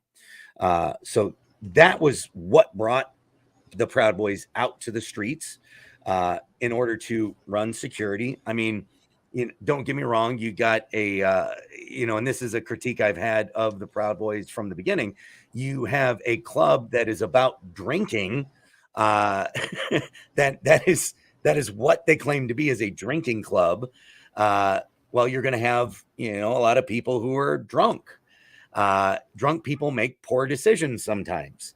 So, you get drunk people running security. I don't think smart decisions always get made, but these are the people who were there, who were willing to actually run security, and that was better than nothing. If Antifa wasn't out there willing to fight, there wouldn't have been fights. And while you talk about on this debate I was on, there was a guy talking about he got sprayed in the face with mace. Well, I saw people get attacked for absolutely no reason. I saw a dude get gutted with a knife straight up his stomach. Those kind of things are what Antifa was doing. Bike locking somebody in the head. Waiting until a dude's on his own and then jumping 10-on-1. I don't know that you can hold a different standard to the Proud Boys than you can Antifa. And I don't know that you want to glorify either one of them. They remind me, quite frankly, of uh, what was that movie? A Clockwork Orange, the street gangs, in London back then. Um, that's what they are, and that's what, or that's where they're headed. I don't know that that's totally what they are, but that's where they're headed. Is just street gangs, West Side Story, fighting it out. Yeah, I don't think when you have, regardless of groups and sides, when once you engage in violence like that, that's a box of fucking crazy. I don't advocate for that at all. All right, so with my militia, a couple of points I wanted to ask about, and then we can kind of move on to January 6th, because I'm really intrigued by that. So walk me through my militia. So here Kevin is. I want to be a militia member, and I come across your site. I understand there's it's basically this search thing. I can find, essentially, by putting my area code in, I can find different groups and I can register. Kind of walk me, how does that work? Yeah, so you would go And through, what do I get? You would go on the site mymilitia.com. You would register for an account. Uh, your details would be looked over by our administrators at this point, making sure you don't have any extremist ties right now, of any sort. That's part of our vetting process right now. Like I said, at one point in time, it was much more open. We were a little freer with it. We would just moderate people as once they were on, but now we have to be a little more careful. And once your account is approved, you go on there. You can search by state. You can search by zip or area code. For groups in your area, you can reach out and communicate. And it's kind of like an introduction that you're getting. Excuse me, that you're getting. And some of those groups will promote on there about different events that they're doing. Many of the groups are out when there are hurricanes, when there's floods, different things like that are going on. They're out helping the community, so they'll promote those kind of activities that they do during non-emergency events. Doing can drives, doing different things like that. Um, and then also field training exercises. I would say that my militia is kind of the introduction to that world. From there, you get offline and go meet people. That is the intent, because, quite frankly, not every group is going to match everyone. We're, like I said, we're pretty strict about groups that we allow on there. We don't allow racist groups on there. So if there is a racist militia, I guarantee it's not on my militia. But you go find a group, you check them out, see what they're about. Some of them are more about camping. Some of them are more about prepping. Some of them are about running drills, doing actual field exercises. Some of them are about like doing clearing room drills. Some of them are just about going to the range, whatever. But figure out what group's right for you. Get offline, go meet them.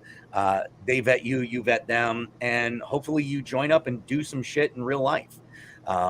And you can then always come back to my militia to gain more knowledge, because we're constantly posting information, whether it be through articles, videos, whatever, for more information to kind of help enhance the militia experience, so that people have more knowledge.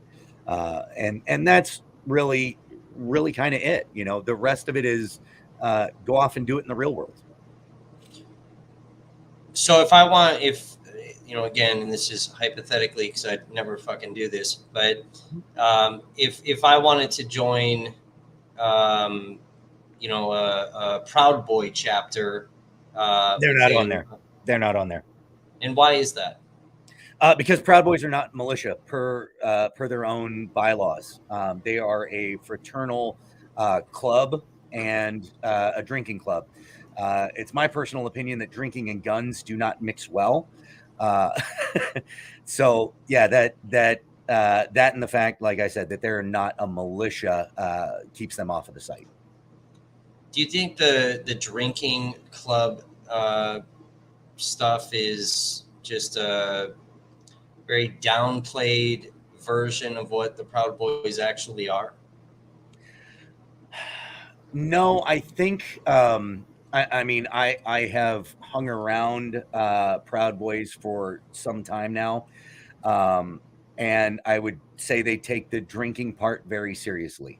Uh, you know, in a social setting. I wouldn't say that at least any of the ones that I know. I mean, there's always the exception, but the majority of them that I know are drinking socially to hang out, shoot the shit. It's like a regular bar meetup, but with people who have more political alignment than just going to the bar standardly. Um, and that I think is a major part of it. I definitely think as they've become more active in showing up to political events, in getting the Trump endorsement, they definitely have attracted a different crowd. And you saw that specifically in hold on, let me I think that was just it was December. In December with the Proud Boys march, there were a lot of groups that were completely uncontrollable by Enrique.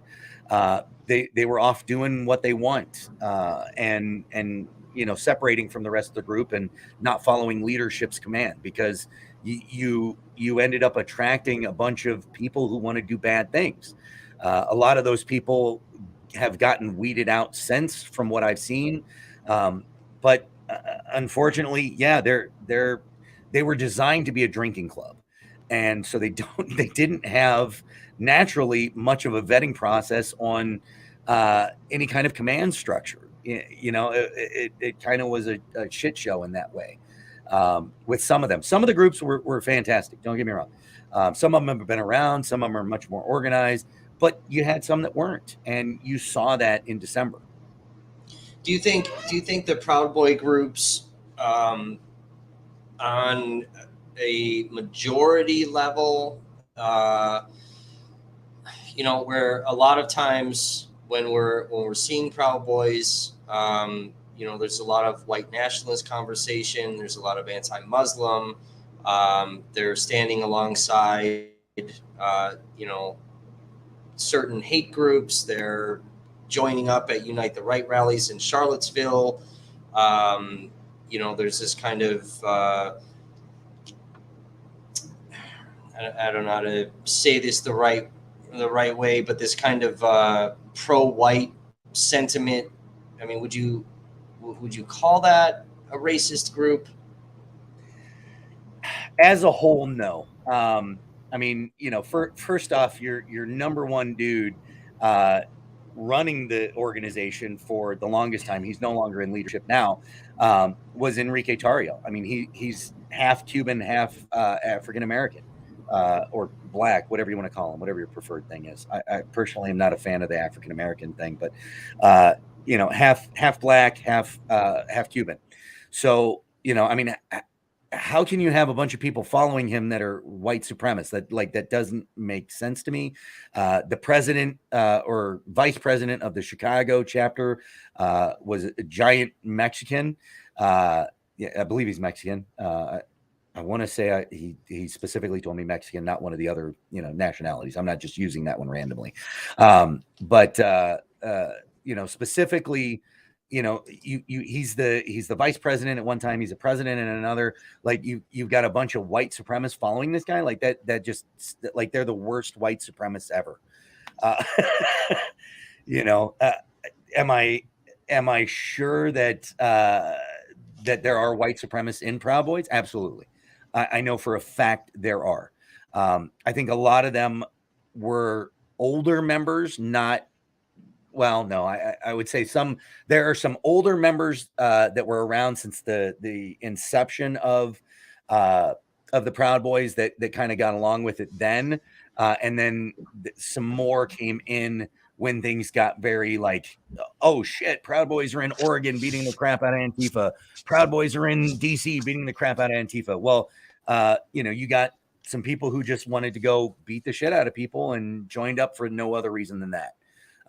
But they definitely didn't mention that they were white supremacists, because it is part of the PB vetting process that they boot anybody with any kind of homophobic or racist to bigot, let's put it that way, any bigoted views.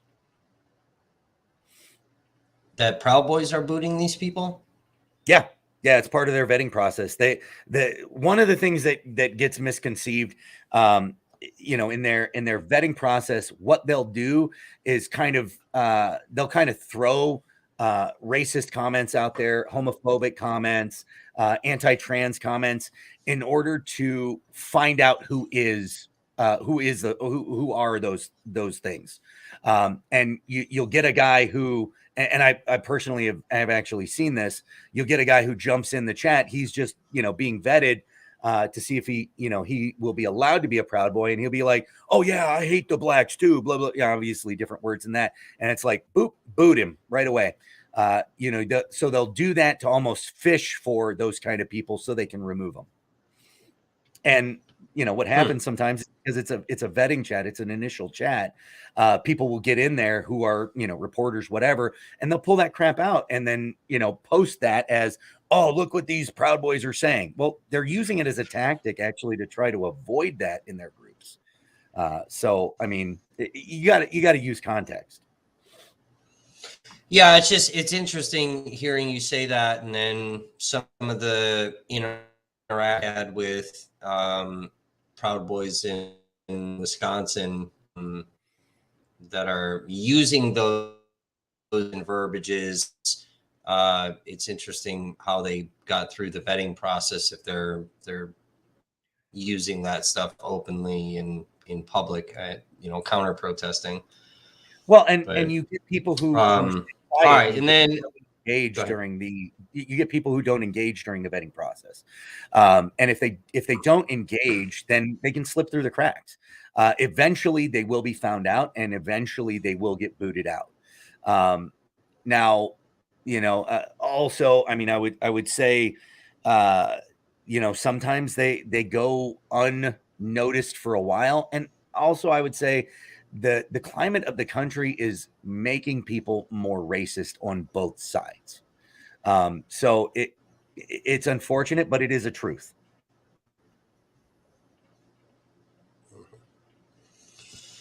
All right. All right. So kind of moving into the January 6th thing. So there's an article that you to the walkie-talkie app Zello, where you guys were using that as communications out there. You did this article. I think it was with the Guardian. You were part of that article, and then also. So talk to me about the walkie-talkie communication, the January 6th, and then where the Fed involvement kind of comes in with you and mymilitia.com and how this is all kind of working out today. Yeah. So as far as January 6th goes, we started organizing several weeks beforehand to basically have a less chaotic situation than there was in December.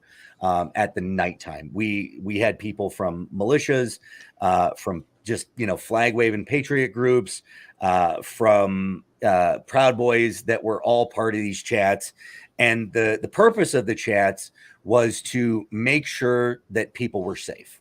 There were, as I said before, there were older men and women. There were wives that were out there that were being picked off and attacked because they were weak.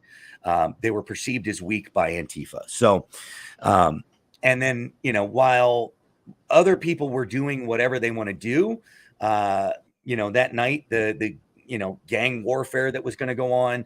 We also wanted to make sure that there was medical. Now, I will tell you, we were not directly planning to offer medical to anybody on Antifa.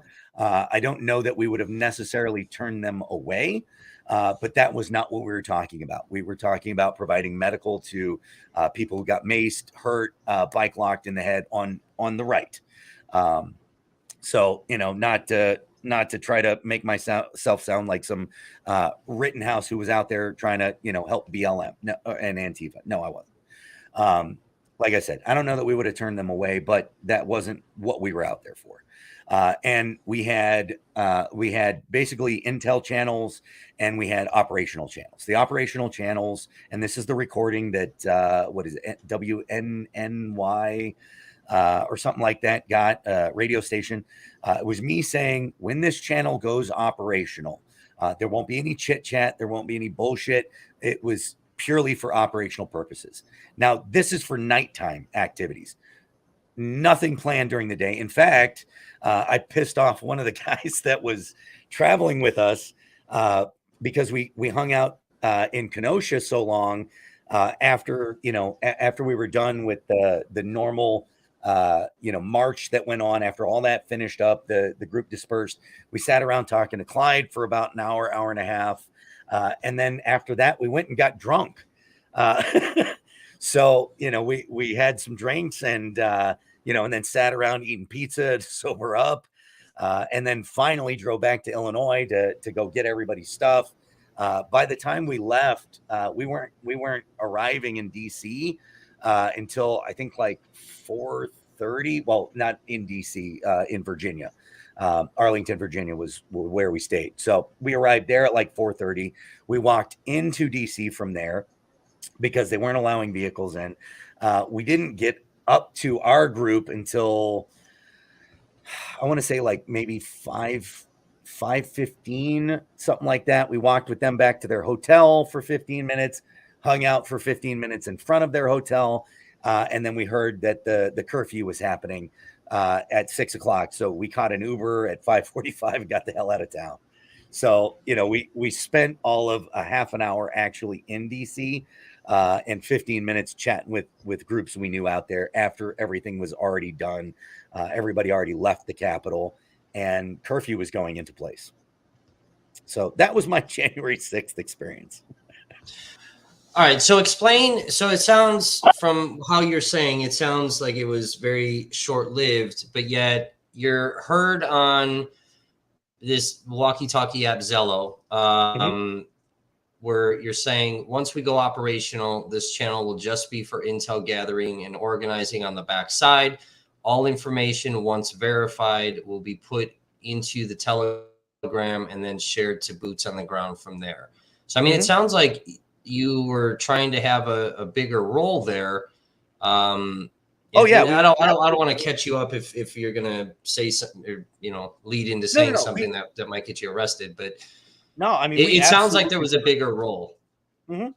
Yeah, it was supposed to be. It was supposed to be a bigger role, and actually, some of the people that were part of that group foolishly still tried to go out at night and engage in some of that, and were quickly shut down by National Guard from the different areas that they sent in surrounding. But yeah, our entire purpose was to organize for the nighttime. We were expecting similar activities to what happened in December. Where, basically until 2-3 o'clock in the morning, there is, street brawls left and right going on. So, that is honestly what we were preparing for. They nicely spliced that together along with a couple of self-proclaimed oath keepers and 1% watchdog, who's just an insane fanatic himself, and put it together like I was actually part of planning this daytime activity. I do know some background details of stuff that went on during the day from people I know that were there. I don't really want to get into that stuff because that's, where we have, confidential FBI, blah, blah, blah. Yeah.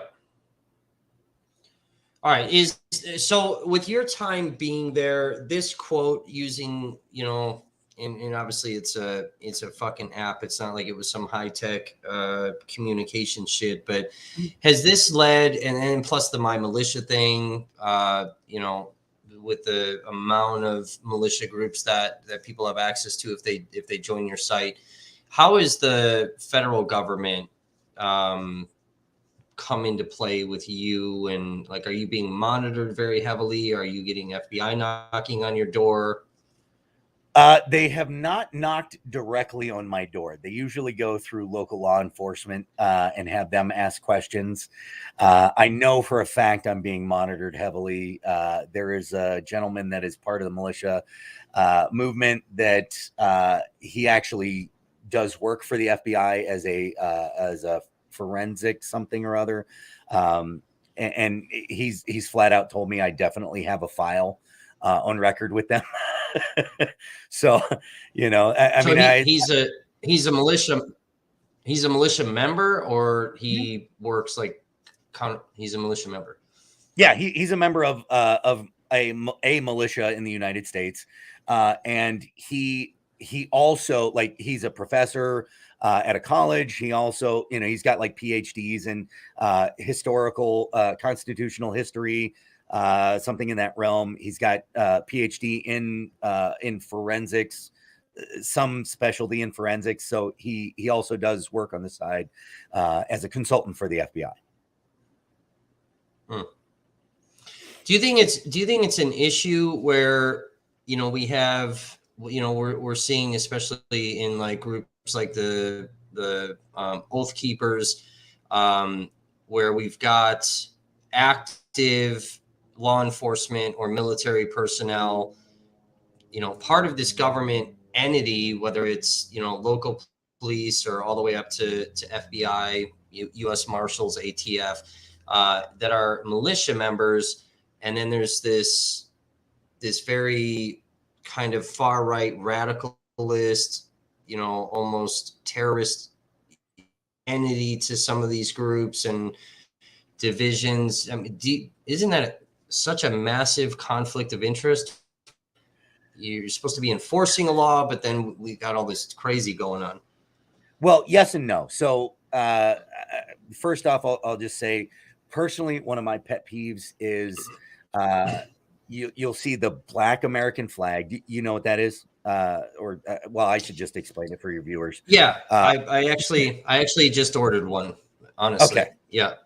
So I'm a big fan. A lot of people tie this back to some Confederate, blah, blah, blah, whatever. It dates back way further than that. It's a pirate thing. The black flag, right? Yeah, the hoisting the black flag meant no mercy. That's what it was. So there's been a creation of the American flag in all black, just shades of black, and it means no quarter, no mercy. It means, when the government comes and knocking and trying to take my guns, they ain't walking out live. And that's kind of the ideology of it. But it drives me nuts when I see that sitting right next to a back the blue, blue stripe flag. Because who the hell do you think's coming to your door? Who do you think is going to be the people that are not to be given quarter? It's the blue. Sorry. Yeah.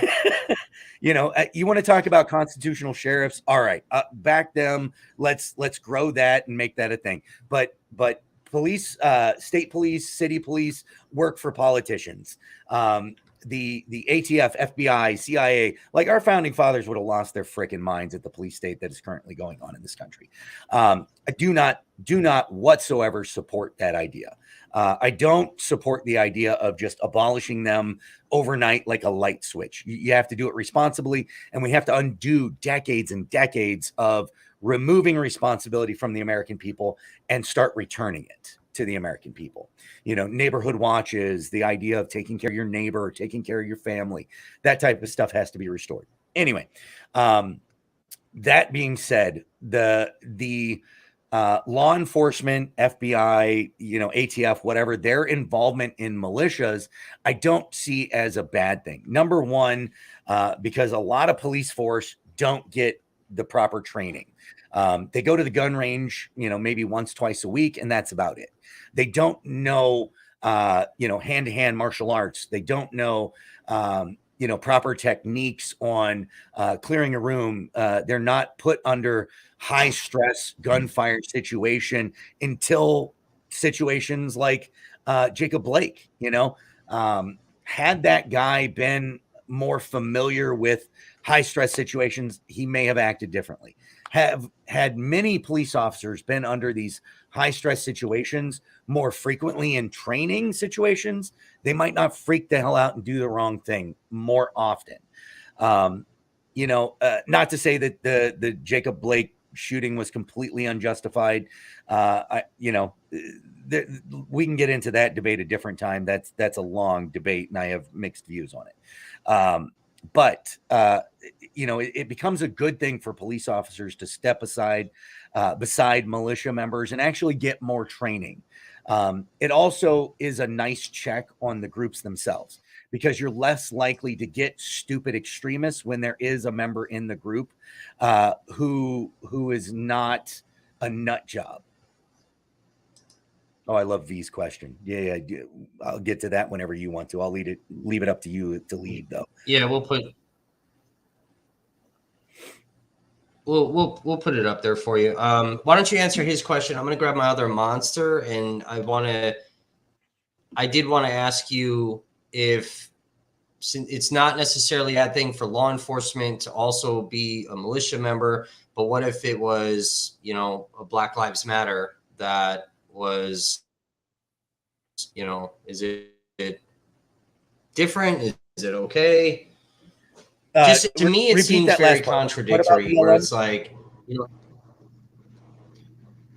if it was a BLM member that was, law enforcement or FBI, is that okay, or is that I would say so. No, I would say so. I mean, if they're part of the true Black equality movement, if they're part of the Black racist movement, no, absolutely not. But same thing. If they're part of the pro-constitutional militia, absolutely. If they're part of the extremist nut job racist the fringe militia, no, that it's not okay. I think that holds true for both sides. Okay. All right. Go ahead. Answer Neil's question. I'm just going to I'm going to grab this drink. Yeah, so I love this question because I actually didn't know a whole lot about Patriot Front other than seeing their little DC march prior to this. I haven't run into them out in this area. Didn't run into them out in Louisville, or any of the places I've been. I didn't really run into Patriot Front. When I saw that, I started checking out their website, and I will absolutely categorically say they are a racist group per their own manifesto. They are 100% racist. I would not support that group whatsoever. They are absolutely a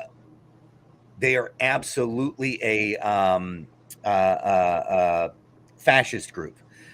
From their own manifesto. If you read through that thing, it reads like the crazy of crazy. I don't know. And looking at the guys that were out there, I would not be surprised if it is not a group that started as an Antifa troll job and was taken over by the feds. I mean, that would not surprise me whatsoever about that. So why do you think there's so much to the Fed? Like the COINTELPRO stuff, we know that there's in Kenosha there were undercovers. We've seen that in open records that we've pulled. But why would the feds come on both sides? Like you're saying, when it comes to militia, I'm saying movement, BLM movement groups, why are coming in here and antagonizing the shit out of each other's side, or coming in to pretend that they're Antifa and just fucking shit up? That was one of the early on things I called out, actually. Good friends with John Anthony. Well, not good friends. Good friends with John Anthony from AM 560. Radio show called Black and Right. Great show. By the way, he's not only an ex law enforcement officer, he's ex politician, so he can kind of touch things in that way, and also gives the black viewpoint on things. When it kind of comes to that topic, he's right leaning Republican. He was out at one of the peaceful BLM protests, and he noticed that everybody's cell phone started going off with text message alerts all about the same time, and everybody was getting text messages from some random unknown number that white supremacists, that KKK members were on the way there, getting everybody jacked up. There was no militia, no Proud Boys, no nothing on the way, but it was essentially what he saw was it was intended to rile people up. And I know I've spotted a lot of instigators and infiltrators that are in these groups that are just there to instigate. They're just there to get people riled up and pushed to the point of doing stupid, crazy shit. Like, cool. At these riots, you want to call the guy who busts the windows out as a Fed? Yes. The people who rush in the store in large masses and steal shit, no, they're not Feds. Maybe one or two of them are, but not the whole group. So on that side, and then you've got the Wolverine Watchmen. 4 of the 5 guys in that are confirmed Feds. I don't know, man. Like this is insane. It's almost like there's a secret organization that is plotting to pit us against each other in an all-out civil war. I wouldn't say there is, but it almost seems that way. So, I mean, that definitely sounds very conspiracy, almost QAnon talk. But is it more likely? For sure. But is it more likely, like this national that on the platform that lit the second garbage truck up on fire? He's not in point. Fuck that wants to destroy my city. So, could it just be a criminal cop, law enforcement entity, member that just wants to be an asshole and be on some crimes that day, and not this bigger plot to incite war? And sure, I mean, absolutely, that would be a possibility. I think when you start looking at it over and over and over again, it tends to lean in the direction of starting to confirm a theory, right? A theory that there is a conspiracy to do something. Like, I mean, we talk about conspiracy theory and as though they're all crazy, right? Well, like if you talk about any group of people that are conspiring to make an act, and the theory that they may have done that, then that's a conspiracy theory. And that term was coined by the CIA in order to delegitimize anybody who would speak out against the standard storyline that the government was feeding us. So, I mean, not to put my tinfoil hat on, which, by the way, conspiracy theory, you can no longer get tinfoil, which is the only thing that actually blocks out the government's, brain manipulation waves. No, I don't believe that shit. Sorry. But you can't just dismiss the stuff as conspiracy. Like, some of this stuff is legit theories that do have possibility. the idea that 9/11 wasn't exactly what the government said, that JFK wasn't exactly what the government said. They're possibilities. How true you believe them, some of these theories to be, that's up to you. All I know is the standard story doesn't make 100% sense, and that's it. I don't follow any of the other shit because, quite frankly, it ain't going to change my life to believe one way or another. But when you talk about the government having a potential role over and over and over again in instigating your side or mine, as as we're going to go with those labels. Whoop. Hold on, did my video cut out on you, or is it just lagging? I still. Oh no, crap. I got you. I think you got me. Oh, now it did. Yeah, now it did. Hold on, give me just a second. Swap out batteries on this thing. But I'll kind of keep talking. So Yeah, I think to call these things just conspiracy theory and dismiss them automatically, maybe a little irresponsible, but also to dismiss the idea that that there isn't some mass conspiracy, that maybe it is just a bunch of individuals, and perhaps the entire system of of these organizations is naturally potentially corruptible, or corrupt itself is not that far off. I mean, when you have these organizations built that way, yeah, you do run that potential. And I'm not discounting that is a possibility. Just it interests in the fact of why would they do that? When it comes to Kenosha, there's a theory that we're working on, and it almost strengthens the theory when we get into that fucking city just blocking so hard when it comes to records.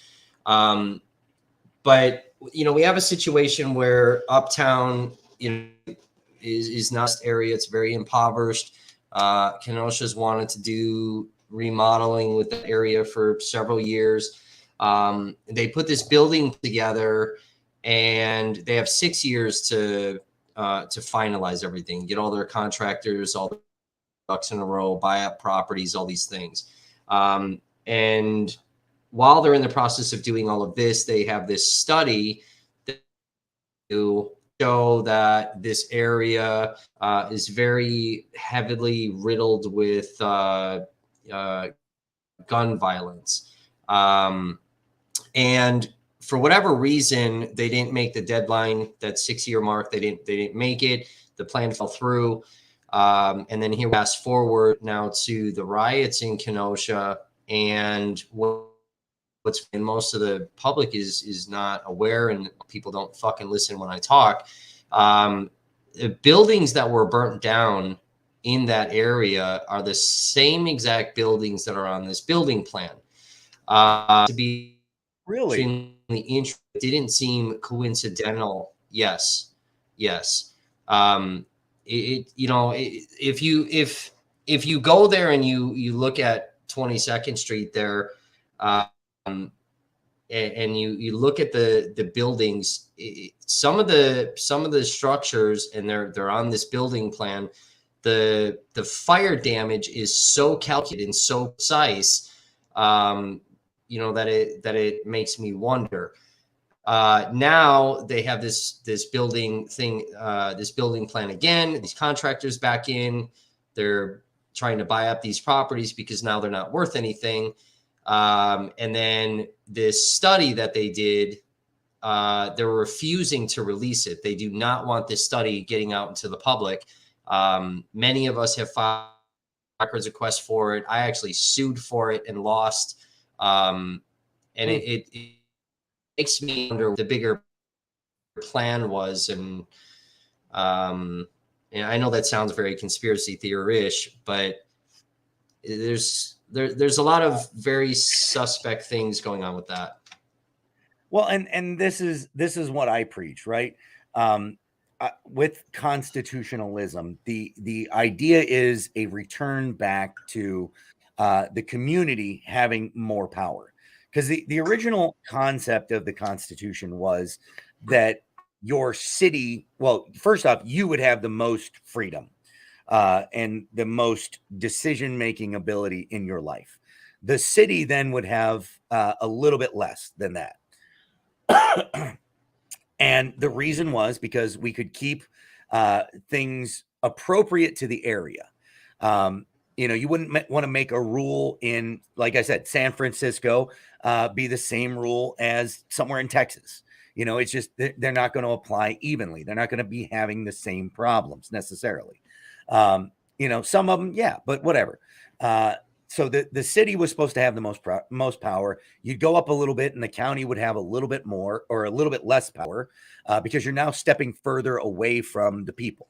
One of the benefits of this also is if your mayor's doing stuff that you don't like, well, he's got to see you in the bar, in the grocery store, in the pet store, whatever. So he's going to be a little more careful about that. Now, you step up to the state level, they're supposed to have less power. You step up to the federal level, and they're supposed to have the least amount of power. And that was the way it was intended to be, so that these problems that we're talking about with like the homeless and drug addiction, stuff like that, the city can actually do things that are appropriate for its community and helping those people out, instead of having the state deal with it. And then the other problem with that is we've gone so far from how we were meant to live. You look at a city like Milwaukee, like Chicago. These are forced factory conditions. The ideas were to back with the Ford model, right? Break apart into specialties, what people did, and stick them into that specialty. Well, you could get a whole lot more people putting together stuff when you did it that way. So you needed them to live close by. Well, when you have all them living close by and doing this all in the same area, because you have shipping, that's real close by, then, now we need to move the food out to a different area. Well, now you've taken away a person's ability to provide for themselves. Like you in your situation, how you could probably save a lot of money if you grew some food in your garden, in a garden on some land out front of your place. That'd cut your costs down and make your living expenses less. And hell, you don't even need to buy seeds. You'd be able to go over to your neighbor and get some seeds. The neighbor has a goat, whatever. The goat has a baby. They're like, oh, you don't have a goat. Here you go. You'd be able to do that kind of stuff in a smaller community. You can't do that in the city. So the cities are meant to trap people into these reliant systems. The Matrix. That's what it is. We've stepped into the hamster wheel of the Matrix. And now we're I definitely agree that I mean that part I agree with for sure. I'm all about like some of the more off-grid style living, kind of getting off electricity and going solar, and being more of our own kind of ran person, things like that. I'm all about that. Growing food instead of buying all this shit and all of that. What are your thoughts on? And this might be a very deep conversation, but when it comes to systemic racism, I've written a couple of articles on this where we can kind of trace back some old Jim Crow laws to what they look like today, modern day.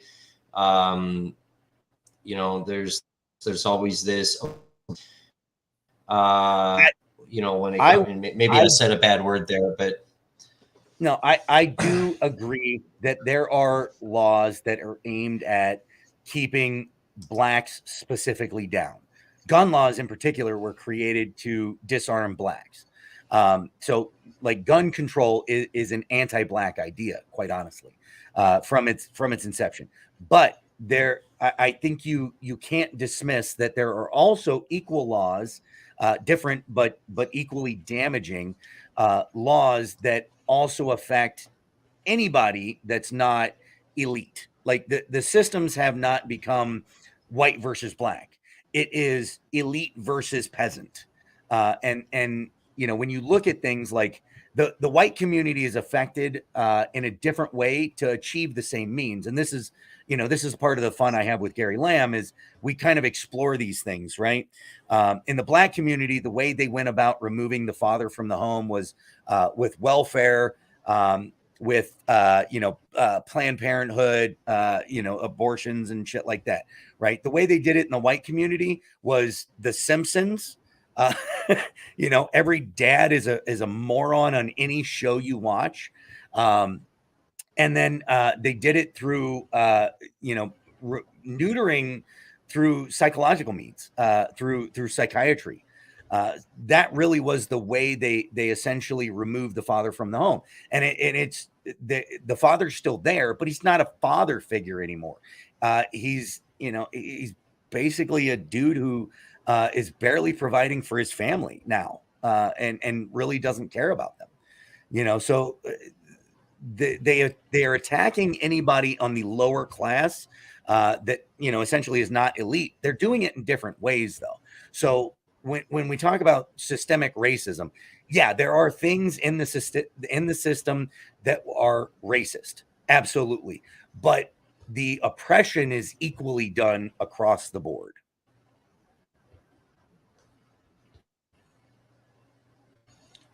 Yeah, I agree that there's definitely oppression equally. Yeah, it makes me wonder why, when we look at certain neighborhoods and certain building types that are in some of these neighborhoods, we're going to find a majority of abortion clinics are going to be in a black neighborhood as opposed to a white neighborhood. Well, yeah, Margaret Find Sanger Social Security department. Margaret Sanger was a devout eugenics person. Like she flat out said it's to get rid of blacks. I mean, like the person who founded the damn thing was a racist. Like that is the creation of it. And then it's government funded, and then you have the left literally fighting to keep them there. Like you understand that these are killing the black community. Now, whole separate topic about once they have the baby, because this is, and I've had this conversation with a buddy of mine who runs the Black the Back the Blue organization. The left wants to kill off the babies, and then if you happen to keep the baby alive, then we'll support it. Where the right is stupid and says, well, you can't kill the baby, but if you keep the baby, then we're not going to help you support it. So like they're I don't know. It's idiot ideas all the way around. Yeah.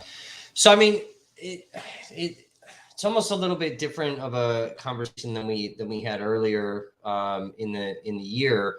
I honestly, I kind of expected to challenge you a little bit harder on some of this stuff, but again, kind of back to these certain types of buildings are more predominantly in these black communities and in impoverished areas. If you and I can sit here tonight and we can agree that is there some systemic racism that's happening within systems, and I'm going to kind of go with your lingo and not mine, but I think there's more. But let's just agree where we're at right now that yes, there's some systemic racism. Yes, buildings are more so in these types of communities where why is it that you can recognize this and the larger majority, I would say, based off my experience just here in Wisconsin, or people that come up in my fucking chats and they want to say that there is no systemic racism. That a lot of these things that we're talking about don't exist, and this isn't real, and my side is making this shit up. Why is that? Well, it's a we talk about the meme war, right? People have used this term, uh, the right versus the left with just quickie little taglines on a picture. But this is not new. This is what news and politics has been for a long time. You're talking in taglines. Yeah. You're not having an actual conversation. So and this is media and politics for decades now. So the left's tagline is, we're going to support everybody. The government is going to support everybody. What they forget to tell you is, we're going to steal from some people to give to other people. And the right is like, no, screw everybody. You're on your own. You should succeed on your own. You can all fight and do it. And what they forget to tell you is, you know what? Most of you didn't do it. Most of you had a helping hand somewhere along the way. It wasn't from the government, but you had a helping hand somewhere along the way. So it's this war of taglines. Now, one of the things, like this is what part of the taglines are. All of the poorest neighborhoods are black. Bullshit. The poorest neighborhood in America is a white neighborhood in the foothills of West Virginia. Poorest neighborhood, bar none. Absolutely uncategorically the poorest neighborhood. It's a trailer park town, tons of meth. And I would say that when you look at poor areas, you're probably not even equal. I would say poor black areas and poor white trash trailer park neighborhoods. There's probably more of those, quite frankly. But there are things that have been done in the black community that specifically target them to make them more violent, more violent against each other than the white communities are. I think the white communities are killing each other off with meth. Where black communities, I mean, shit, look at Chicago and the gun violence rates and how far they've gone up as the economy is continually attacked. I mean, it's designed that way, quite frankly. That's my opinion. It's the same shit. It's just it's systemic corruption, not racism. But it appears like racism if you're only looking at the black community. Sure. All right. So how do we get from your side? Because I'm obviously, I don't know how long you've watched me or how far you've dove back, but in my earlier days, I was a bit calmer than I am now. I'm kind of at this point where I'm just fucking losing my shit every 5 minutes. I'm tired of arguing with people. V wanted to make fun of me the other day with rhetoric. So there is a lot of rhetoric, and that's why I say that. But talking to me tonight, and quite honestly, compared to some of the talk I've heard you kind of make in the past, how do you get, and again, just for label simplicities, your side of the aisle to understand these things that we're talking about tonight, where yes, there is some systemic, yes, there's some police brutality, there's all the things that my side is yelling and screaming about in the streets. I think you'd have to be a total Dunsky to deny that these things are fucking happening. But how do you get your side to, like, hey, chill the fuck out a minute, let's have these conversations? Honestly, that's what I've been working on. I don't know how long you've been watching my channel, but I have called out and attacked the shit out of and taken down some right-wing groups. I don't know if you followed the Angry Viking at all. He was supposed to set up a thing in Kenosha. I was a major reason that fucker got taken down. I started calling him out as a fraud and a fake and a scam artist early on. I went to Kenosha. He like was supposed to go there and do some, pro Kyle rally, and then backed out because a bunch of white supremacists were going to be there.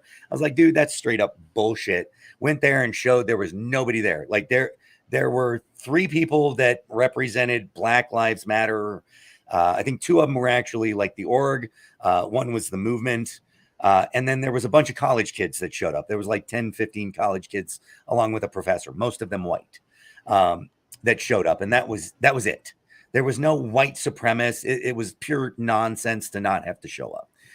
He was skimming his books and grifting the hell out of people, and that was his whole stick, right?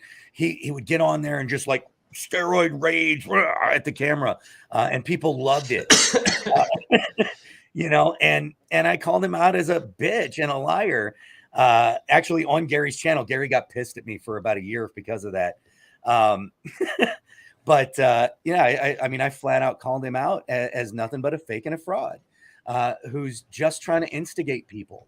And I do that regularly when I find those people. I am absolutely happy to call them out. Stuart Rhodes is a fucking moron. I have met him. I have worked with him. He is an idiot. He has been an idiot most of the Oath Keepers organization time period. I think Enrique didn't have a fucking clue what he was doing. He took on an organization that he thought was just going to be a drinking club.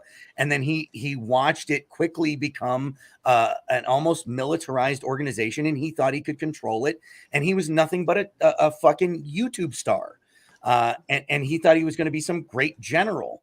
I've called that shit out, and that's why he's no longer in power too. Not because I called him out, but because he was a bad leader, and an informant. And I am just as critical of the right as I am of the left, if not sometimes more so. But, like you do, I'm going to criticize and attack these people offline to their face because I have that access at that time.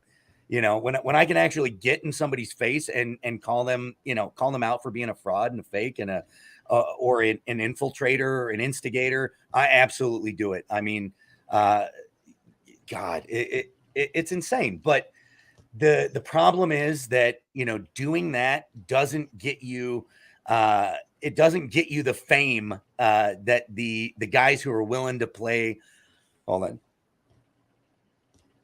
who are willing to play the bullshit game are going to get. The Tatums, the Candace Owens, the Larry Elders, the Charlie Kirks, the Ben Shapiros.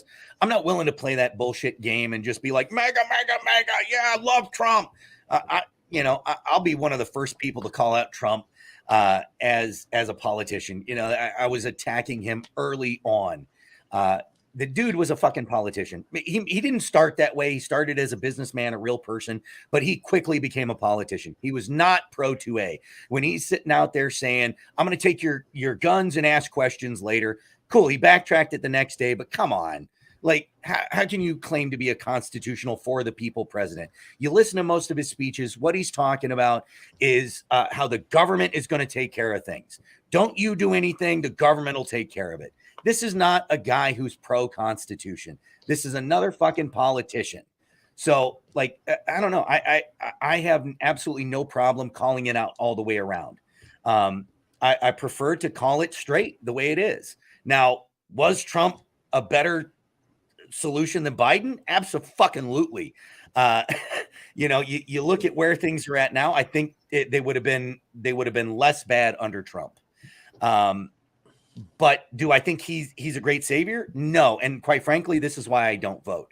I don't believe in a system that makes us vote for the least worst guy of two options.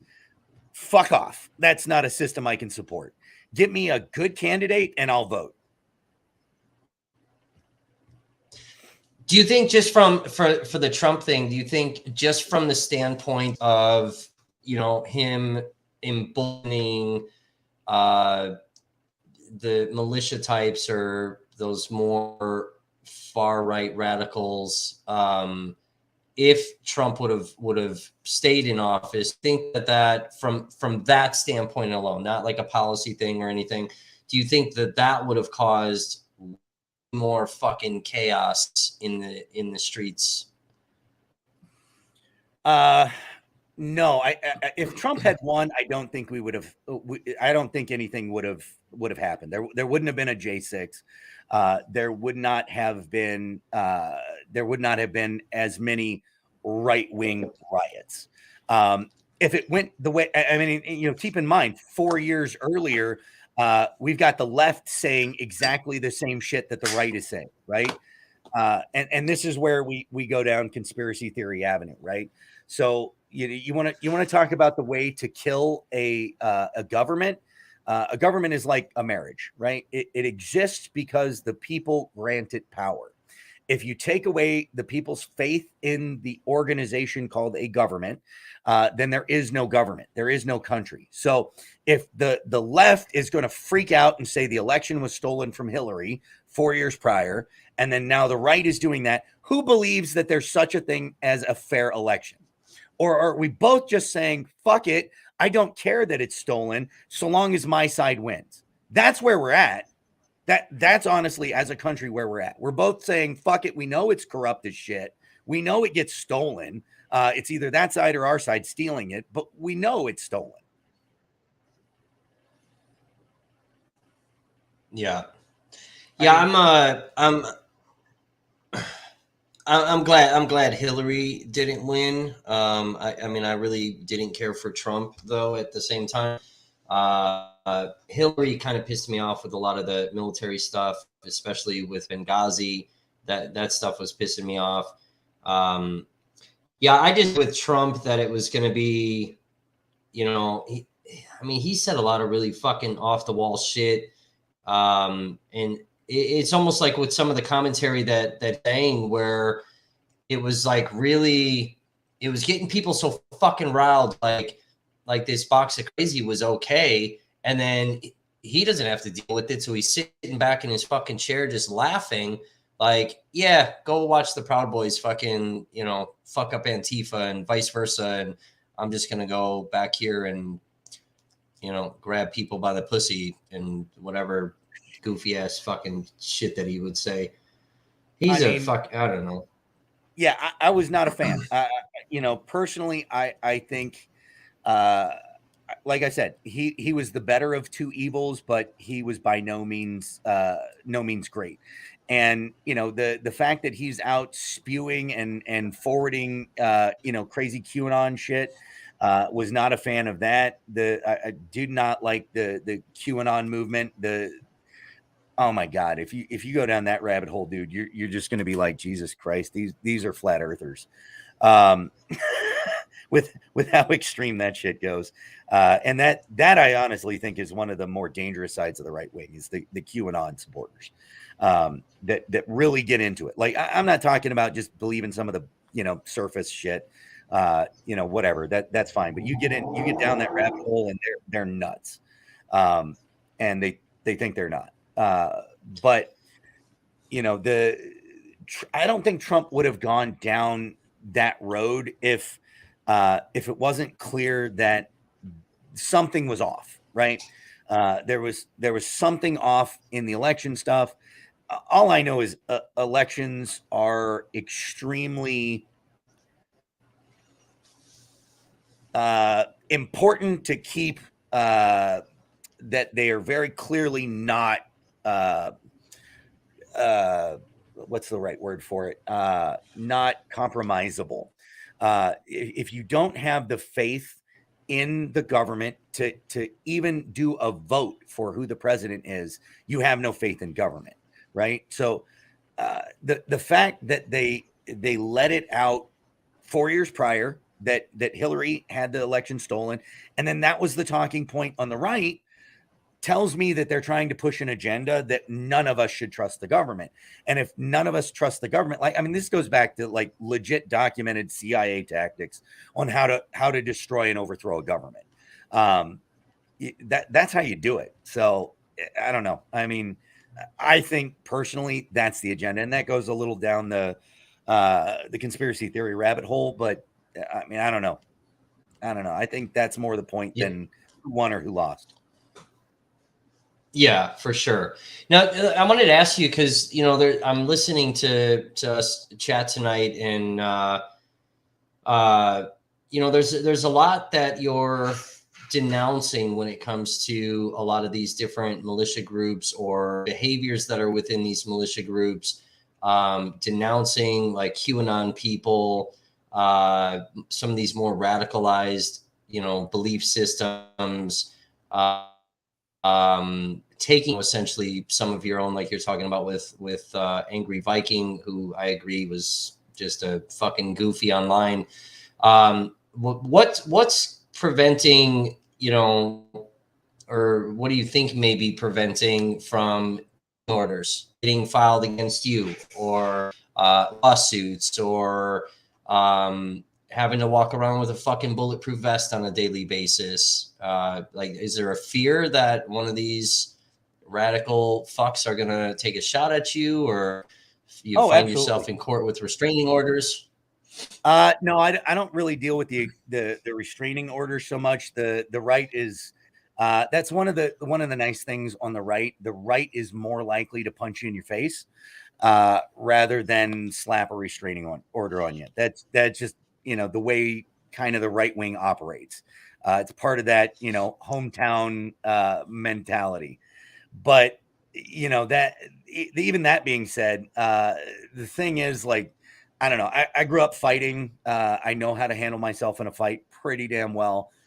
When I was about 19 years old and hanging out with gang members. I wasn't part of it, but like my house was the party house in town. So we ran a fight club out of my house for a while.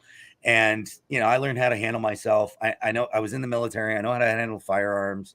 I've done a lot of firearm whatever training since the military as well. I know how to handle myself that way.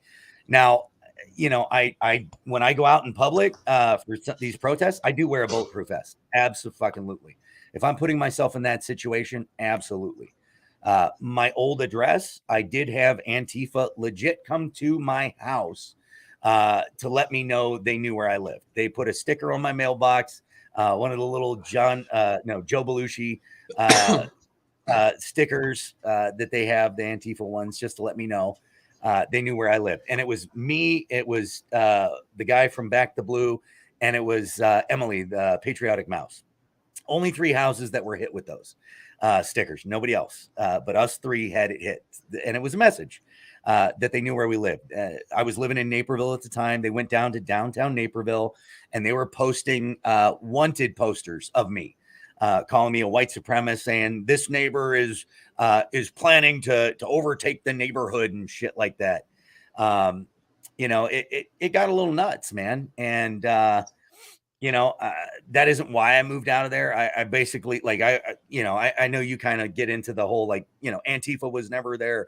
I mean, I know for a fact they were there in Kenosha because I know who they are. And I know leaders of Chicago Antifa that sent people there for that event. I know other areas that sent Antifa there. But I've dealt with Antifa leaders from all over the country. Christian Carlson, Anti-Fascist Gordon, the Hammonds down in Chicago, a couple other people, Anne Frank's Army, shit like that. I sent a Twitter message when I got that sticker to Hammond, and I said, "Hey, bud, this is a picture of your front door. So you want to play this game? We can play this fucking game. You show up at my property and you step foot on my property, and I see you, you ain't walking off of it. Just to let you know. So you might want to watch what the fuck you're doing." And real quick, he was like, no, I swear, we'll never do that shit again. Like, yeah, I'm just telling you, man, whether I got to whoop your ass with a baseball bat or my bare hands or a firearm, you ain't leaving my property. I'll tell you that. See, now if I said that, I'd get a restraining order slapped on me, or if I took a picture of somebody's fucking front door, I'd definitely have a restraining order. But just to touch back on that, because I know you do have a family. I got people like Kevin Matthewson that want to just constantly talk about my background, which has led to people looking me up and finding addresses where my kids live now. I've had people show up at Airbnbs. Right. So and then people want to make comments like, "Oh, this has never happened to you. You're making this shit up." And I've taken videos that are on the page. I've screenshotted death threats and put them on the Facebook page when I had that, but just from, since, you know, again, simplicity with labels, you're on the other side. What is that like for you when, and kind of without the machoism and the bravado, but there's got to be a level of kind of like, fuck, man, my family lives here. Like, how, what is that like for you? That was why I came with that response. Because my kids are there. You fuck with my kids, like, cool. You wanna meet in the alley, whatever. You want to come at me when I'm on my own on the street, whatever, dude. Like, I'm probably not gonna kill you. But you come on my property where my kids are. You ain't walking out alive. End of story. I don't care if I'm serving time. My wife knows how to use a firearm. I know how to use a firearm. You ain't walking off my property. The end of story, because my kids are there. And I wanted to make it very clear to him, you involve kids, that's it. Now, I will give Jason Hammond some respect on this. He has a policy of he will not dox or post photos of kids. He is very particular about the kid issue. So, you know, I appreciate that level of respect, because I don't think kids should be brought into it. And anybody on the right who is doing that, you're a fucking pussy. I mean, seriously, I will punch you in the face if you're coming after Kevin's kids. Like, I'm serious. Leave the fucking kids out of it, guys. Like, the kids need to be left alone. Your kids are 20, different story, Kevin. But your kids are under 18. Leave them the hell alone, guys. Like, this is not appropriate. I don't care who the fuck you are. Leave his kids alone. It's not cool. So and that's it. Yeah, and that's a problem that I have with Mathewson, where you know, he calls himself a fucking journalist, but there's no integrity in what he's doing. You know, his intent there was to you know, kind of out my background, which I doxed myself with that prior to him doing that. Should have had the wherewithal to, if he's capping me and pulling these backgrounds, he should have looked at it and said, you know, fuck, if I do this, his fucking address is there, and more than likely, you know, even my more than likely, you know, the kids live with her. So if I put this disparaging information out there, it could jeopardize the safety of his children. And that's where I have the issue with Mathewson. You know, you see me always get in that fucker's face, because I understand you put it out. I don't care if you want to come at me, but you've now jeopardized the safety of my children and even my fucking ex-wife, for fuck's sake. And, you know, even where like my LLC is registered, you know, I'm not at that house. Little bit of responsibility that, you know, Jason Hammond, I will give him this credit. So he posted a picture at one point in time, and the picture had a 14 or 15-year-old boy. Now, this is a big damn boy, but he is 14 or 15 years old, and he posted it. He was doxing people in the picture on social media. It was brought up to him that was a 14-year-old boy. He immediately took it down. That, to me, that at least deserves some respect. And quite frankly, that is the way the right needs to handle it. Cool. We want to post that you were a shithead when you were younger. You did dumb shit. Go for it. I don't care. I don't think your past is off limits. But you blank out the addresses. Like, I mean, come on. Like, blank out the addresses. You don't live there anymore. Why are we posting those things? That is useless information that only endangers people. You know, I mean, yeah, you want to come at my history? Go for it. You know, I've done some dumb shit when I was a kid too. I don't really care, but you know, the addresses, no. You come at my kids, no. Yeah, and that's the biggest thing, is like with some of the court documents, that stuff. I mean, you can go on CCAP and you can start finding all types of fucking addresses of people some way somehow related to, and they're fucking public. When I went to court yesterday, you know, the commissioner had me fill out this fucking I don't own gun fucking thing. and I put my name and my phone number and whatever, and I slid it back, and they were like, "You need to put your address." And I was like, "Sorry, I can't do that." And I got my ass chewed out for fucking 5 minutes before I was allowed to talk. Of, look, there is legitimate fucking concern. Like, this needs, can we do it right now?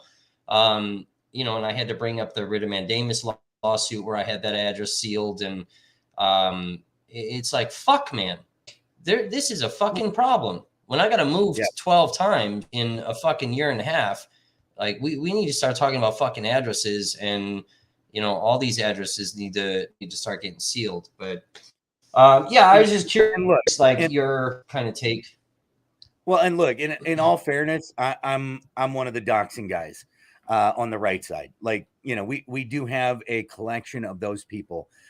We have resources that are people in my militia. I also have resources outside of there, and I'm very good at it myself. I learned how to do it a long time ago, doing property research. I can find your shit. And if you're a piece of shit who's threatening people or doxing other people, you're open game for me. If you're posting other people's addresses out there, you're posting where people work, you're trying to get them fired, I'm coming for you. But you, dude, no. Like, there is absolutely no reason. Posting, like I said, posting your criminal history, that might be something I would do, just to kind of like put it out there. Look at this guy. Hey, but in all fairness, I'm a fucking felon too. Like, I wouldn't be one-sided about it either. So, but yeah, I mean, I'm not coming after your address unless you're coming after other people's addresses or their jobs. If you're doing that, abso-fucking-lutely, I'm coming after you. But otherwise, no. I mean, come on. Like, there's got to be some level of integrity, some level of mutual combatant respect, I guess. I don't know. Some kind of rules to this thing. For people disagree with this and agree with this.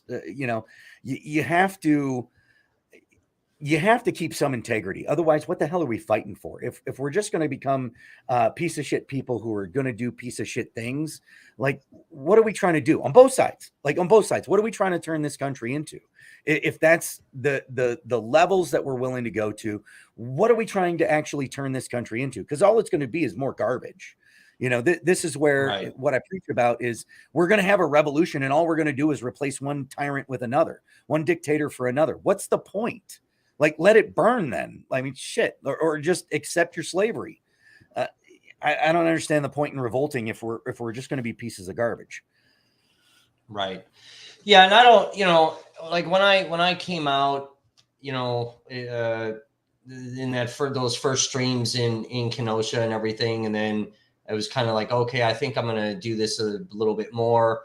And the more kind of public I started to get, I was like, all right, how much of my life do I want to tell? Do I need to tell everything? And I started putting stuff out there little by little by little, and then somebody was like, oh, he's a felon. And I'm like, okay, let's just fucking get all of it out now. And I've been like that, where I'm very open. I don't mind talking about these things. And I understand sometimes my language, or I get angry, people start going, oh, well, he hasn't changed. But I think when you're, and maybe this is a very loose verbiage, but when you sort of become these public figures, like some of us streamers have become, I think it's important for the viewer to know who we are and what we're about. And if they're going to be sending money into us, who the fuck they're sending money to. Yeah. And what they're supporting, essentially. Are we just saying some bullshit camera? Or something different behind the camera? I think those things are important, and that's why I say we're fully transparent here. I've got nothing to fight. But I definitely will probably hit you up offline in regards to finding something for me. But just to kind of wrap it up, because I don't want to keep you too long. I could talk to you forever. Yeah. So there was some commentary that we made off screen and in some chats and things where you've made comments that there's certain things you liked about me, certain viewpoints. certain sort of militia sort of standpoints, and I've been open about that. But I was curious because we never discussed like what those were, and I was curious what it was that you liked about me. You push hard on the freedom of press issue. I give you shit on that because quite frankly, I don't consider any of us press. We're fucking commentators. That's what we are. We're adding our own commentary, which is a biased viewpoint. But then again, media today is nothing but that. Like I think if you're going to go out and just record events and show it unfiltered, uncommentary, no commentary to it, then you're press. Like reporting on facts that happen in an unbiased way is press. Once you start commentating on it, once you start adding your own bias, then you're a commentator. You're not really press. But that's a side issue. I love that you push hard on the freedom of press. That is an important thing, and especially today when everybody's a fucking commentator. The other one would be your critique of the police. Quite frankly, I mean, holding them accountable. I love that you were going after them for the license plate thing. People let this shit slide, man. Down in Florida, everybody's kissing DeSantis's ass while he's sitting there getting the lovely digital ID on everybody. Like, guys, watch what you're doing, man. Like you're kissing his ass because he's saying all the right stuff, and then he's slipping these things in, all McConnell style. You got to watch these guys. They're crooked from the top down. And I think it's important to hold them accountable for everything. You can't let up on that stuff. So, I love that you go all in on that. Some of the stuff I disagree with is the racial bent on it. I think if you looked at more of what was going on, you'd find it's not racism, it's classism. They're just attacking the races differently in this class battle. Yeah, I hear you. Yeah, I mean, I definitely think there's a class war for sure. I don't deny that. I don't know. I started seeing a lot, especially with Kenosha. That's what really opened my eyes. Discrimination. When it came to people. And I'm not talking about rioters because fuck all of them, the jail, but I mean people engaged in civil disobedience, simple shit, standing, that initial fake ass curfew. It was like they're standing there, fuck this curfew, and then people are getting arrested. And a lot of people don't listen when I said with that fake curfew, because I've been screaming it's been fake for a long time, that all of those fucking business owners should have also filed a federal lawsuit. All that lost money, all that shit. Like, I don't know. That was one of the things that early on I kind of went out against, because when you're filing the federal and state lawsuits, right? You do a big class action lawsuit. It was one of the things they talked early about the COVID things. Like, well, let's sue the state. Sue Pritzker for, first off, Pritzker is untouchable. Politicians who are running government are untouchable personally. There's law on that. You can't sue Pritzker directly for what he does as the governor. But then when you now sue the state, which is what you'll do, you may win. Okay, awesome. Well, a bunch of people win a lawsuit against the state. Who's fucking paying it? We are. And all we're doing is paying a fee for managing it to the government still. So we're actually paying ourselves our own money and letting the government take a cut of it. So, I mean, like, what's the fucking point of that? But, yeah, I mean, I don't know. When you're talking a city suing federal, that's a little different. But in the long run, I don't know. We need to take a lot of this shit down and dismantle it responsibly, not all at once. You can't just shut it off like a light switch unless you want complete chaos and anarchy. But Yeah, I mean, we have to undo some of this shit, man. It's gone too far. And the basic problem and the concept I work with is I don't believe that power corrupts. I believe that power attracts corrupt people. So while you if you create a position of power, whether that no matter what that may be, the leader of a company that has a whole bunch of power like Facebook or Twitter, or a government politician, when you create that position of power, it will attract corrupt people. The person who's in there now may be good, and you might be going, oh well, you know what, he's doing things I like, he's doing things I want, let's go ahead and give him unlimited power to do all those things. Great. Well, what happens when he's out and you just gave the next guy all that power? So, that goes back to the constitutionalist, is the government entities should not have that much power. Yeah, no, I definitely agree on those things. Yeah, I mean, start wrapping up here. I definitely want to have you back on again because I want to talk. I want to talk a lot about some of the government surveillance things. When it comes to like what we saw in Watosa with them out of phones, not getting warrants for certain things. In Kenosha, they're using geofence dragnet technologies to like pinpoint cellular phones to figure out where people are. Automatic plate readers, like you brought up when I went after those. But I want to talk to you more about those things in detail, which is going to require a way longer conversation and kind of how those things are all. And I think there's so many people that kind of have this, and even myself with certain things too, when it comes to things being unconstitutional in regards. So if you're up to that. Yeah, man. Yeah. And I gotta say, I think this is the least amount of fucks I've heard out of you ever. Like your fuck per minute ratio is so low, your audience has to be completely stunned right now.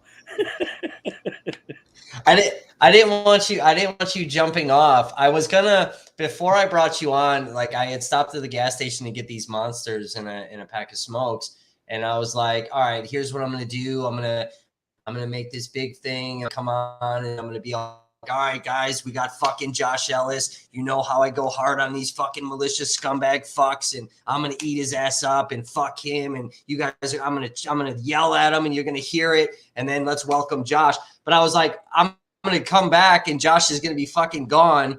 And I'm like, oh, this is gonna be fucked. But then, I mean, like I said earlier in the chat too, though, there were some things where, sort of based on other videos I've seen, or even our chat back in January, where, I asked you a question tonight and I was like, fuck, that wasn't anywhere near the response I expected. And I'll be honest, I had fucking put it up. I had articles fucking ready. I had stats all ready for shit. I was like, cause I'm not getting fucking annihilated on my own shit, bro. This ain't happening. And I had everything. You should see my computer. I got fucking papers printed out. I had everything ready. And then I'm like, this motherfucker isn't giving me what I want right now. Like, fuck. So I figured let's just keep it a chill chat, Yeah.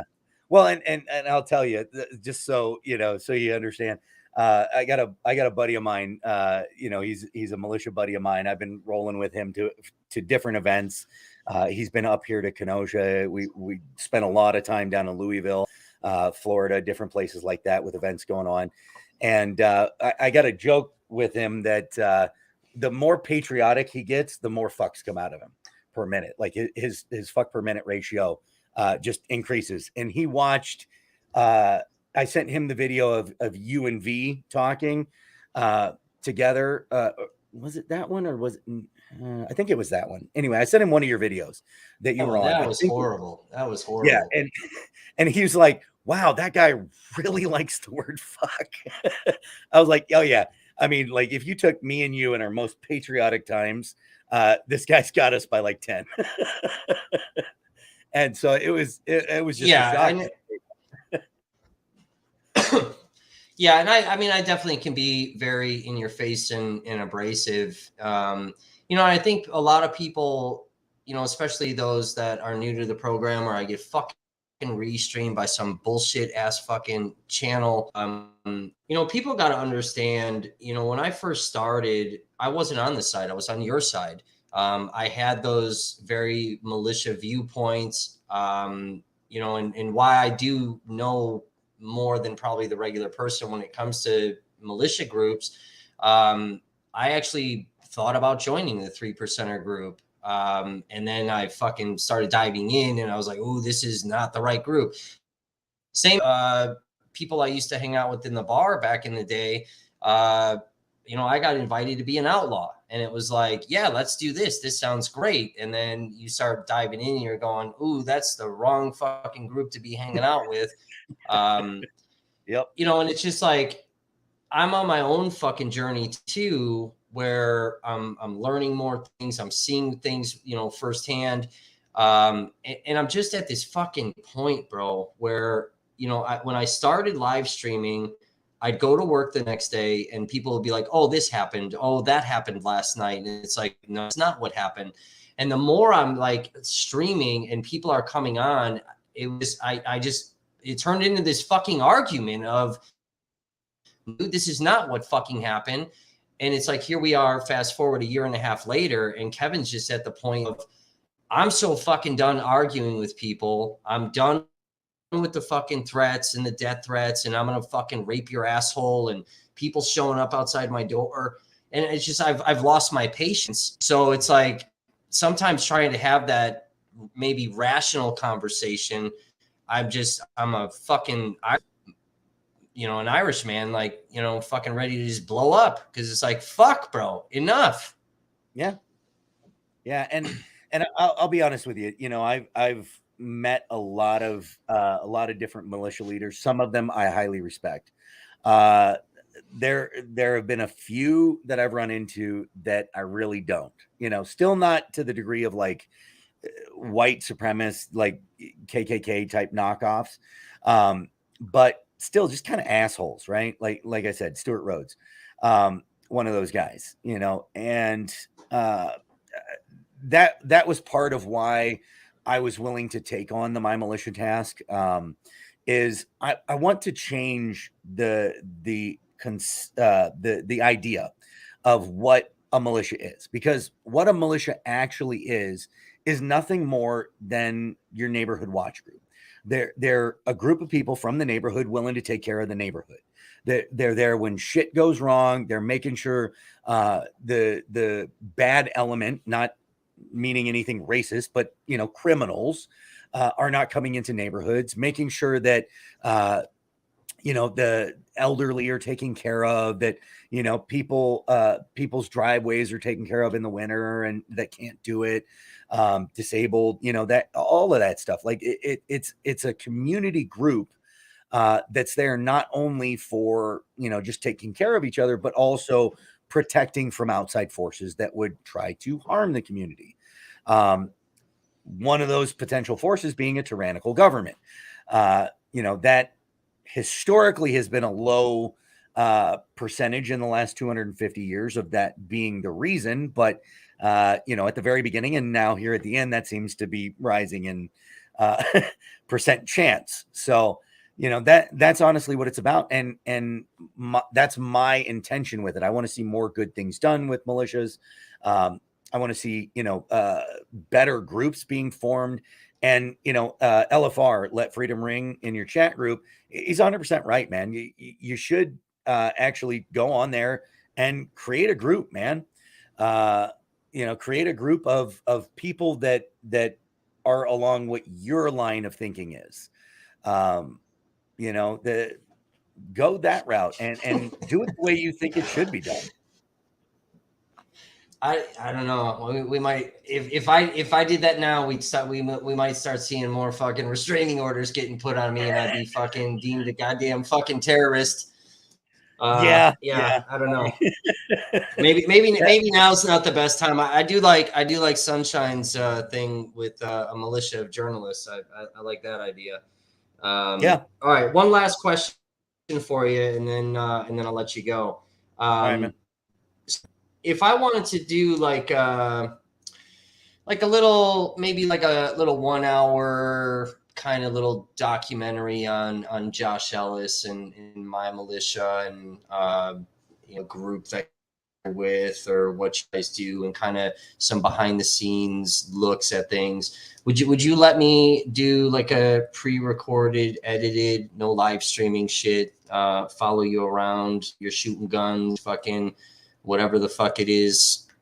Josh and my militia, fucking whether he's wearing a Hawaiian shirt today or a 3%er hat tomorrow. Would you let me do something like that? I could wear both. Different parts of the body, but but unfortunately, I actually left all of the groups back in early part of February of this year. I just, the one of the biggest problems I was running into with having my militia is the conflict of interest. So, because basically I'm out filming, or live streaming one particular group and showing them off, and other groups would get pissed off that I was doing that, because that now they're getting attention. So I kind of walked away from a lot of those, from all of those groups. I still have a couple of buddies that all, once some personal shit is done, here in a month or two, then I'll go out and hang out with. But quite honestly, I'm more interested in what are called MAGs, mutual assistance groups, and they're not malicious per se, but they're more the true constitutionalist version of a militia, where it's it is your neighborhood. It's not some statewide group from all over the area that gets together and once a month they shoot some shit up, and that's kind of the way I've gone. Except where I live now, I have a shit ton of family. Like that's my mag group. So I like these aren't the kind of people who go out and do field training. These are the kind of people who grew up with guns, and that they go shoot a coyote in their yard. That's their training. So that's kind of what I'm attached to right now. But I mean, sometime next year I might get into some of those groups, and depending on the group, I definitely would be down for something like that. Long answer for short answer.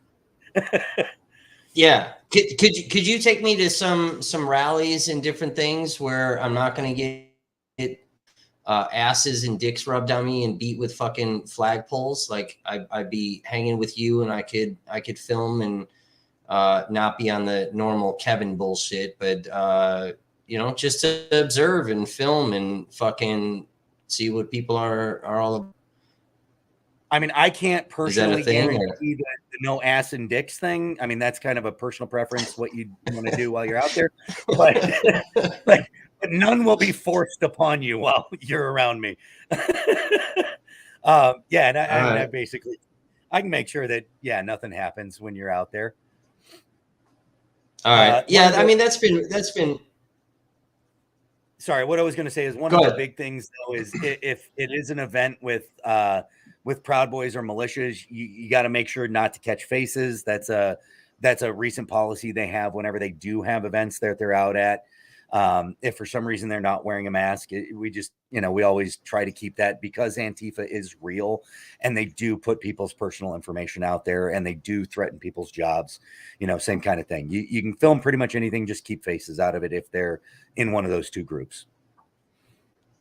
Yeah, and I mean that's typical, which is funny because it's like that's typical protester world stuff too, and people always like give me shit. But if I went to an event or something with you, I wouldn't live stream, pre-recorded where we can edit and put some back end, shit on there that, is not going to get me fucked up or somebody else fucked up.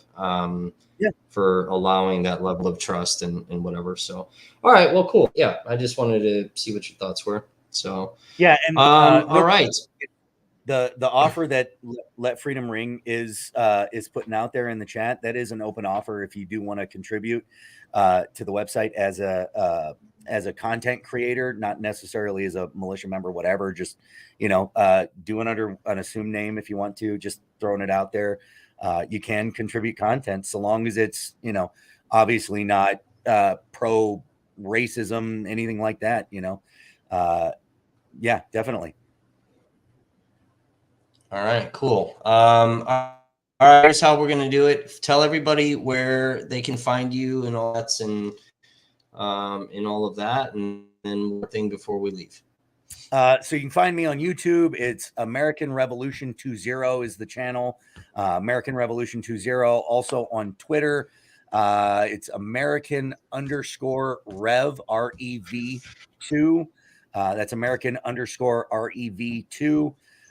Those are pretty much the only two places I'm at because everywhere else has booted me off. There you go. There you go. All right, and then last thing we're gonna do is I got this from my man Andrew Santino. So we're gonna do it with everybody. If you want to end the stream with a word or a phrase, I'm going to step out of view, and a word or a phrase, whatever, and we're.